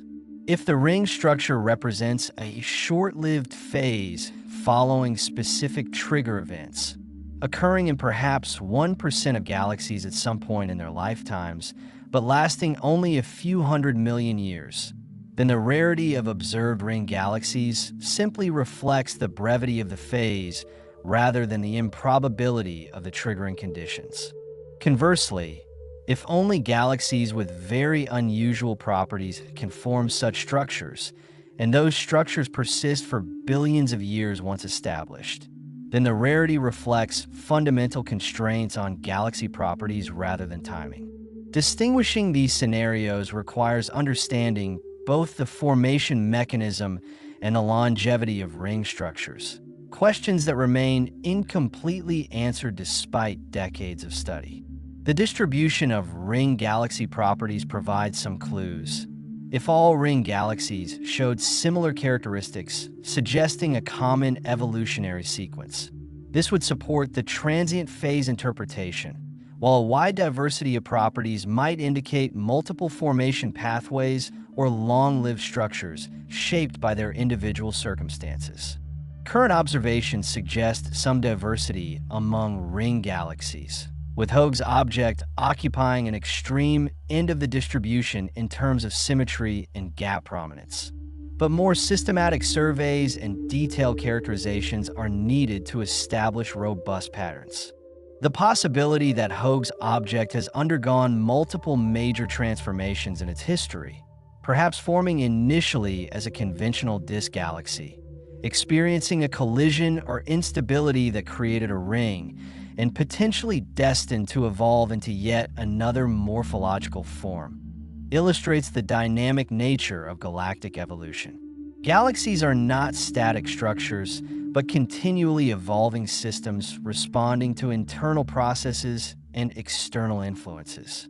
Over the billions of years since galaxies first formed in the early universe, individual systems have grown through mergers, transformed through instabilities, and evolved as their stellar populations aged and their gas supplies waxed and waned. Understanding the full evolutionary trajectory of Hoag's object requires placing it in the context of this broader narrative of galactic change. What did this system look like a billion years ago, before the current ring formed, or when it was just beginning to develop? What will it look like a billion years hence, after the current generation of massive stars has died and the ring has either faded, dispersed, or evolved into some new configuration? These questions extend beyond the reach of direct observation, as we see only a single snapshot of the galaxy's multi-billion-year life story. But through combining observations with theoretical models and comparisons to other systems at different evolutionary stages, astronomers can begin to reconstruct the narrative. The legacy of Hoag's object in the history of astronomy may ultimately rest not in any specific answers it provides, but in the questions it continues to pose. Science progresses as much through the identification of puzzles as through their solutions, with anomalies and outliers driving the development of new theories and observational techniques. Hoag's object has already inspired decades of theoretical work on galaxy dynamics, motivated observational campaigns pushing the limits of telescope capabilities, and challenged astronomers to think creatively about formation mechanisms beyond the standard collision scenario. Whether future observations ultimately reveal a relatively conventional explanation or point toward genuinely new physics, the galaxy will have served its purpose in advancing our understanding. The photometric properties of Hoag's object across the electromagnetic spectrum paint a picture of contrasting stellar environments coexisting within a single gravitational system. Ultraviolet observations reveal the ring as a site of vigorous activity, with young massive stars emitting copious amounts of high-energy photons that ionize surrounding gas and create glowing regions of hot plasma. These ultraviolet bright regions correlate with concentrations of blue light in optical images, confirming that the same massive stellar populations dominate at both wavelengths. The core, by contrast, appears faint in ultraviolet observations, emitting primarily at longer wavelengths characteristic of older, cooler stars that have long since exhausted the capacity for ultraviolet production. Near-infrared observations provide complementary information by penetrating dust that might obscure optical light and by selectively highlighting populations of red giant stars and asymptotic giant branch stars, evolved objects that have swollen to enormous sizes and cooled to surface temperatures of only a few thousand degrees. These stars contribute disproportionately to near-infrared luminosity despite representing only a small fraction of the total stellar mass. Mapping their distribution reveals the extent and structure of older stellar populations, potentially uncovering red giant populations in the ring that optical observations miss due to the overwhelming brightness of young blue stars. Such discoveries would indicate that star formation in the ring has been ongoing for extended periods rather than representing a single recent burst. The mid-infrared regime, where dust emission becomes prominent, offers insights into the physical conditions of dust grains and the intensity of radiation fields heating them. Polycyclic aromatic hydrocarbons, complex carbon-based molecules that absorb ultraviolet and visible light and re-emit at mid-infrared wavelengths, serve as tracers of star formation regions and photodissociation fronts, where intense radiation from hot stars breaks apart molecules in surrounding clouds. The strength of their emission features in mid-infrared spectra indicates both the abundance of these molecules and the intensity of radiation processing them.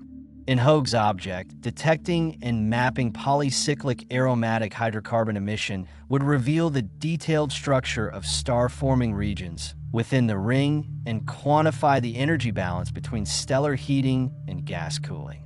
Far-infrared and submillimeter observations access the coldest dust components, grains in dense molecular clouds shielded from direct starlight and cooled to temperatures barely above the cosmic microwave background. This cold dust represents the reservoir from which future stars will form, and measuring its mass and distribution provides crucial information about the potential for continued star formation.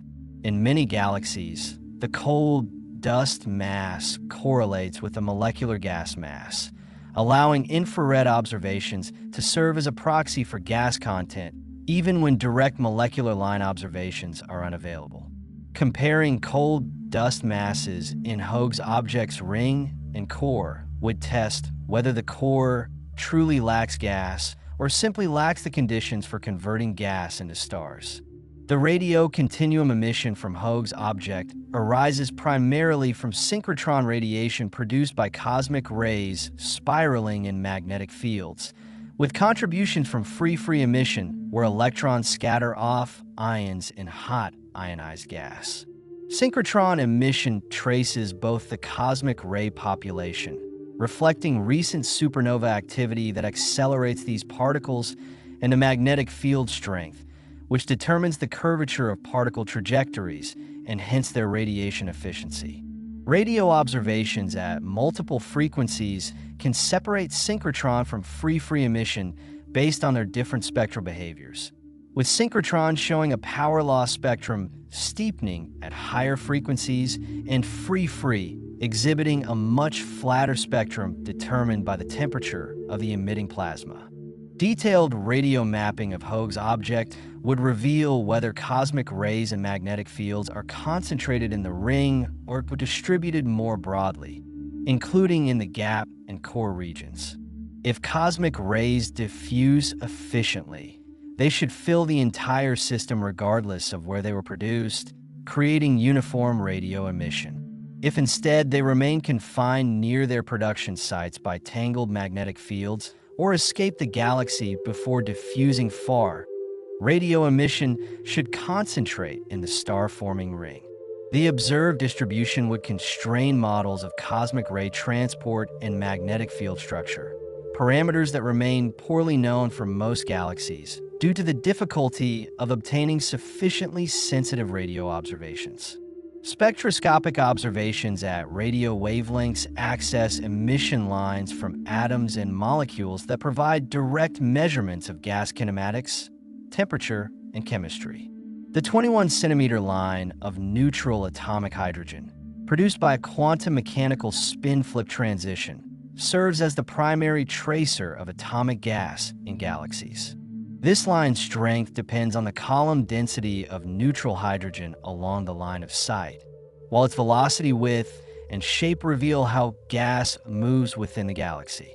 In Hoag's object, 21-centimeter observations could map the neutral gas distribution with high spatial resolution, determining whether gas exists throughout the gap or is truly absent, and measure rotation curves extending to large radii, where optical observations become too faint to provide useful constraints.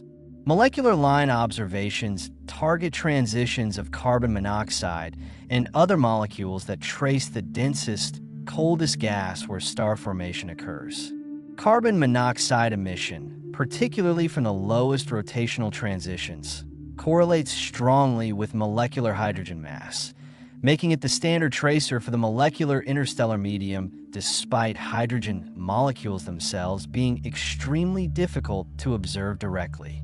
Detecting carbon monoxide in Hoag's object's ring would confirm the presence of molecular gas fueling ongoing star formation, while measurements of line ratios and intensities would constrain the physical conditions within molecular clouds, including their temperatures, densities, and the strength of radiation fields illuminating them. The X-ray emission from Hoag's object, if detectable, would arise from several possible sources requiring different physical conditions. Hot diffuse gas at temperatures of millions of degrees, heated by supernovae or stellar winds, emits thermal X-rays with spectra determined by the gas temperature and composition. X-ray binaries, systems where a compact object like a neutron star or black hole accretes material from a stellar companion, produce hard X-rays through multiple emission mechanisms, including inverse Compton scattering and thermal emission from hot accretion disks. The central supermassive black hole, if actively accreting even at low rates, could contribute X-rays from hot gas spiraling inward. Distinguishing among these sources requires X-ray spectroscopy and ideally spatial resolution to separate point sources from diffuse emission. Current X-ray observations of Hoag's object remain limited, with only shallow exposures available that detect the galaxy, but provide insufficient photons for detailed spectroscopy or imaging. Future deep observations with current facilities or next-generation X-ray observatories with improved sensitivity and resolution could revolutionize understanding of hot gas and energetic processes in this system. Detecting hot gas throughout the galaxy would indicate substantial energy injection from stellar feedback, while finding X-ray emission concentrated in specific regions would point toward localized sources like X-ray binaries or active galactic nucleus activity. The absence of detectable X-ray emission would itself be informative, constraining the temperature and density of any hot gas component and limiting the power output of the central black hole.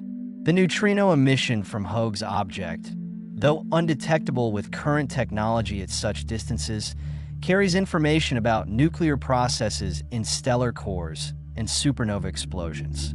Massive stars in the ring continuously produce neutrinos through fusion reactions converting hydrogen to helium and heavier elements. But these neutrinos escape the stars at nearly the speed of light, carrying away energy without interacting with matter.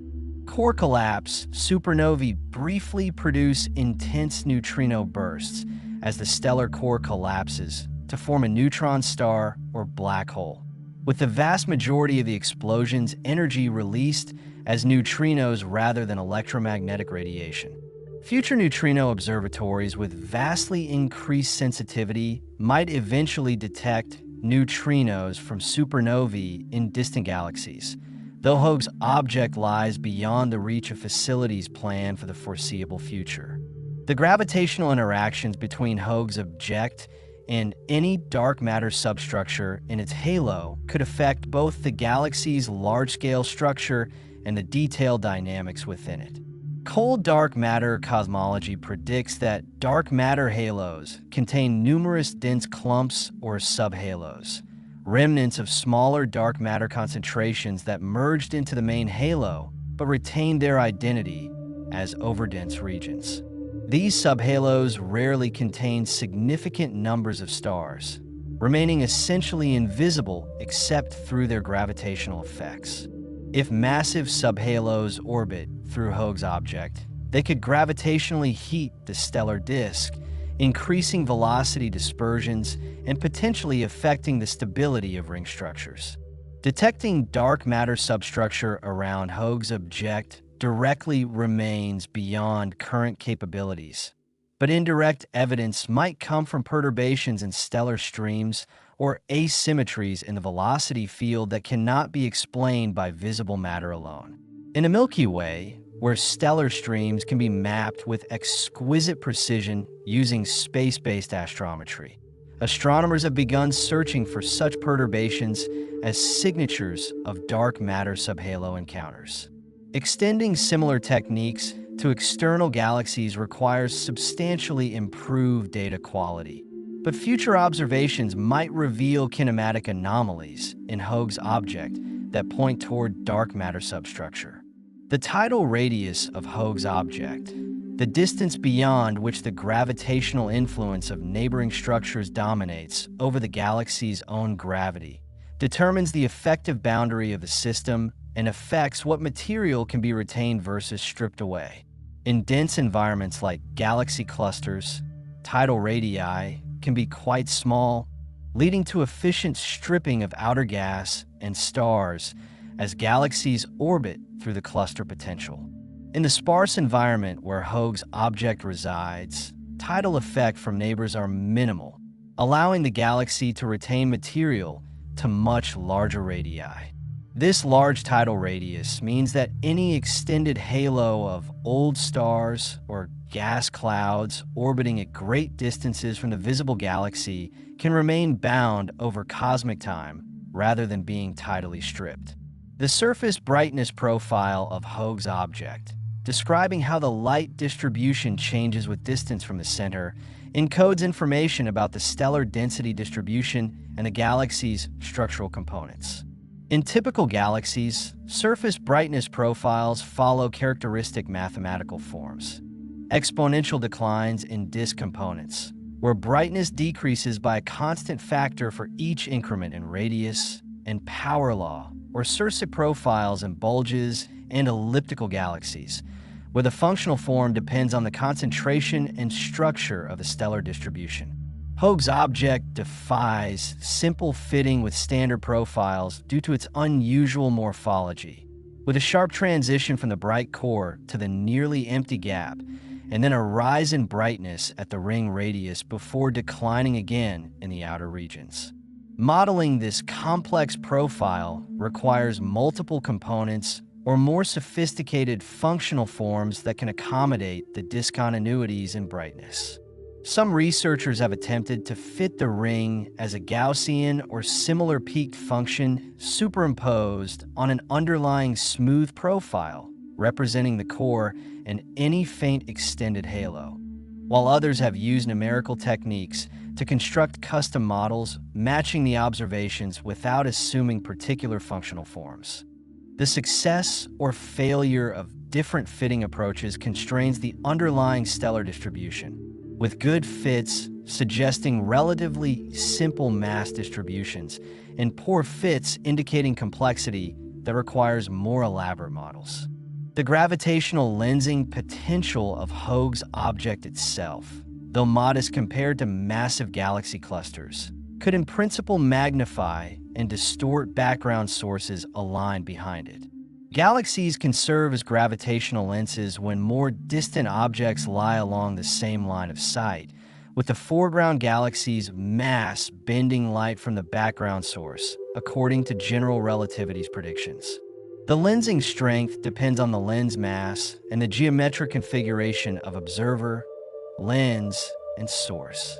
For a galaxy of Hoag's object's mass at its distance, lensing effects would be subtle, producing magnifications of only a few percent and image distortions measurable only with careful analysis.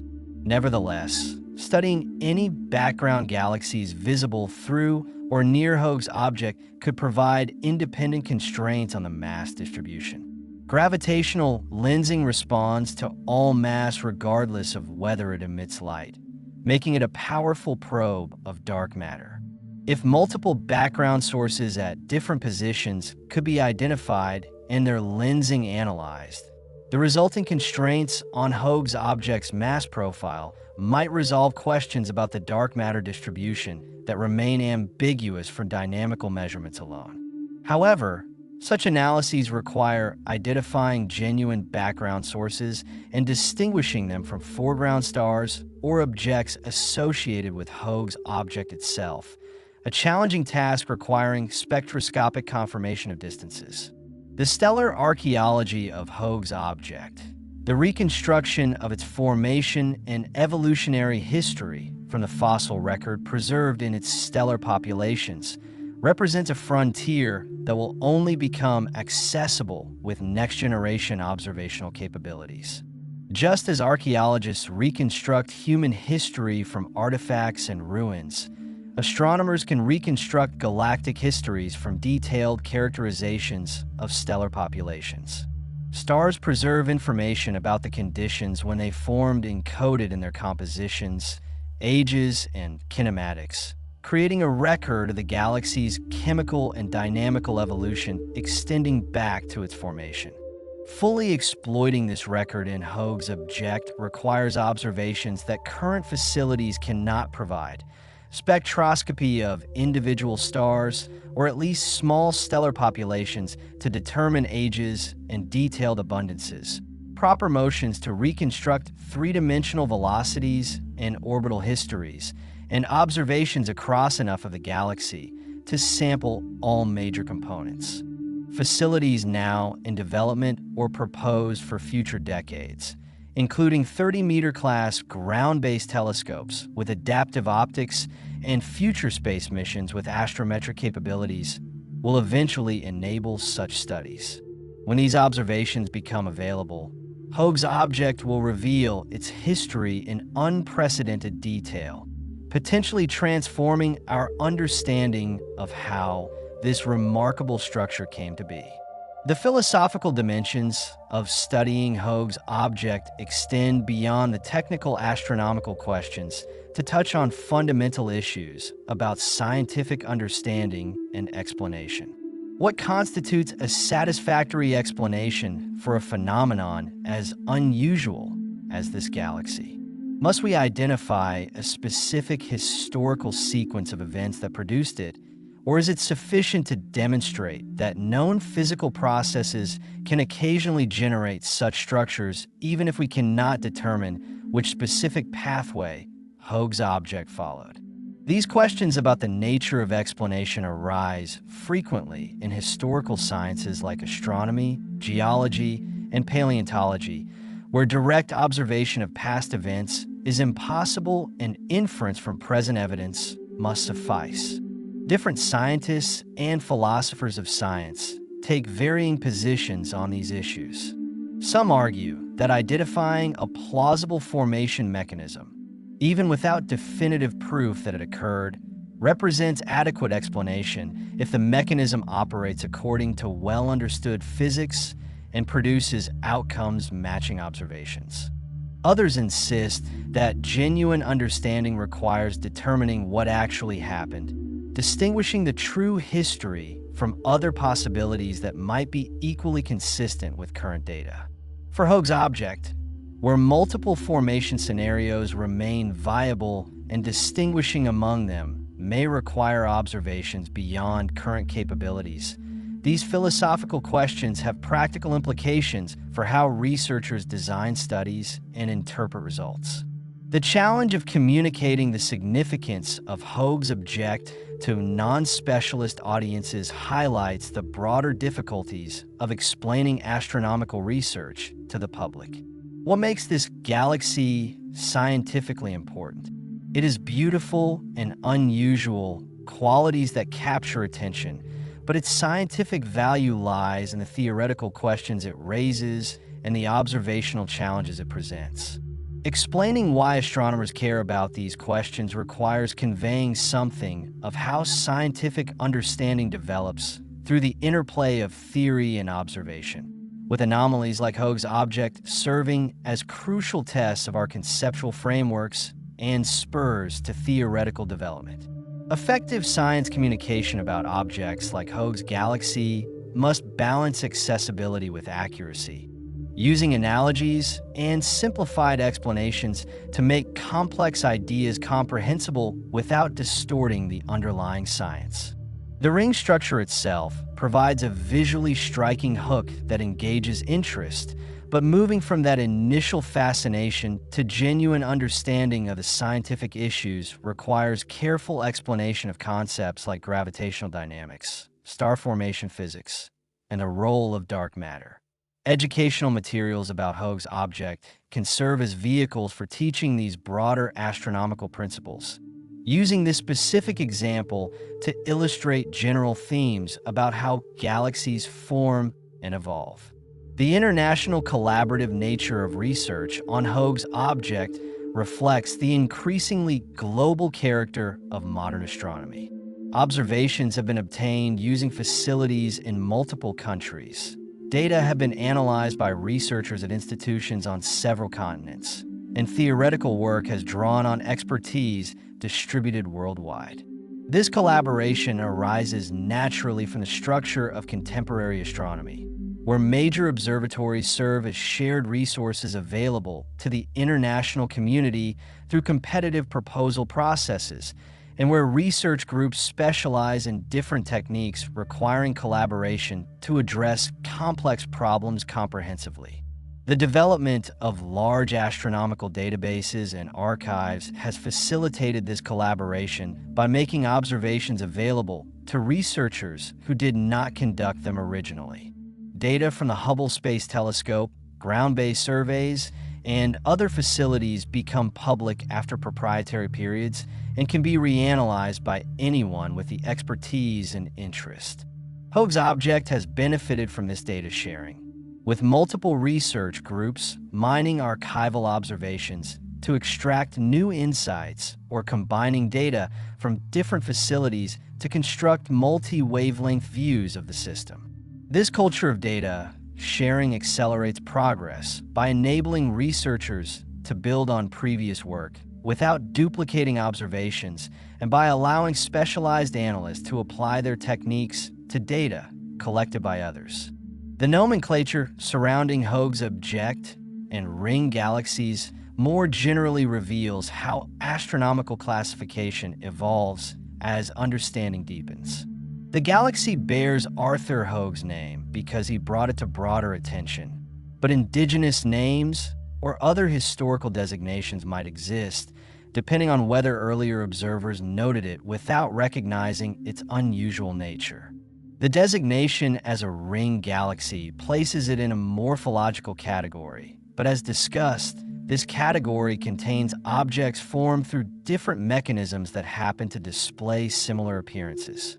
More detailed classification schemes distinguish collision-formed rings from resonance rings from other types, but these subdivisions remain somewhat informal and continue to evolve as examples accumulate and formation mechanisms become better understood.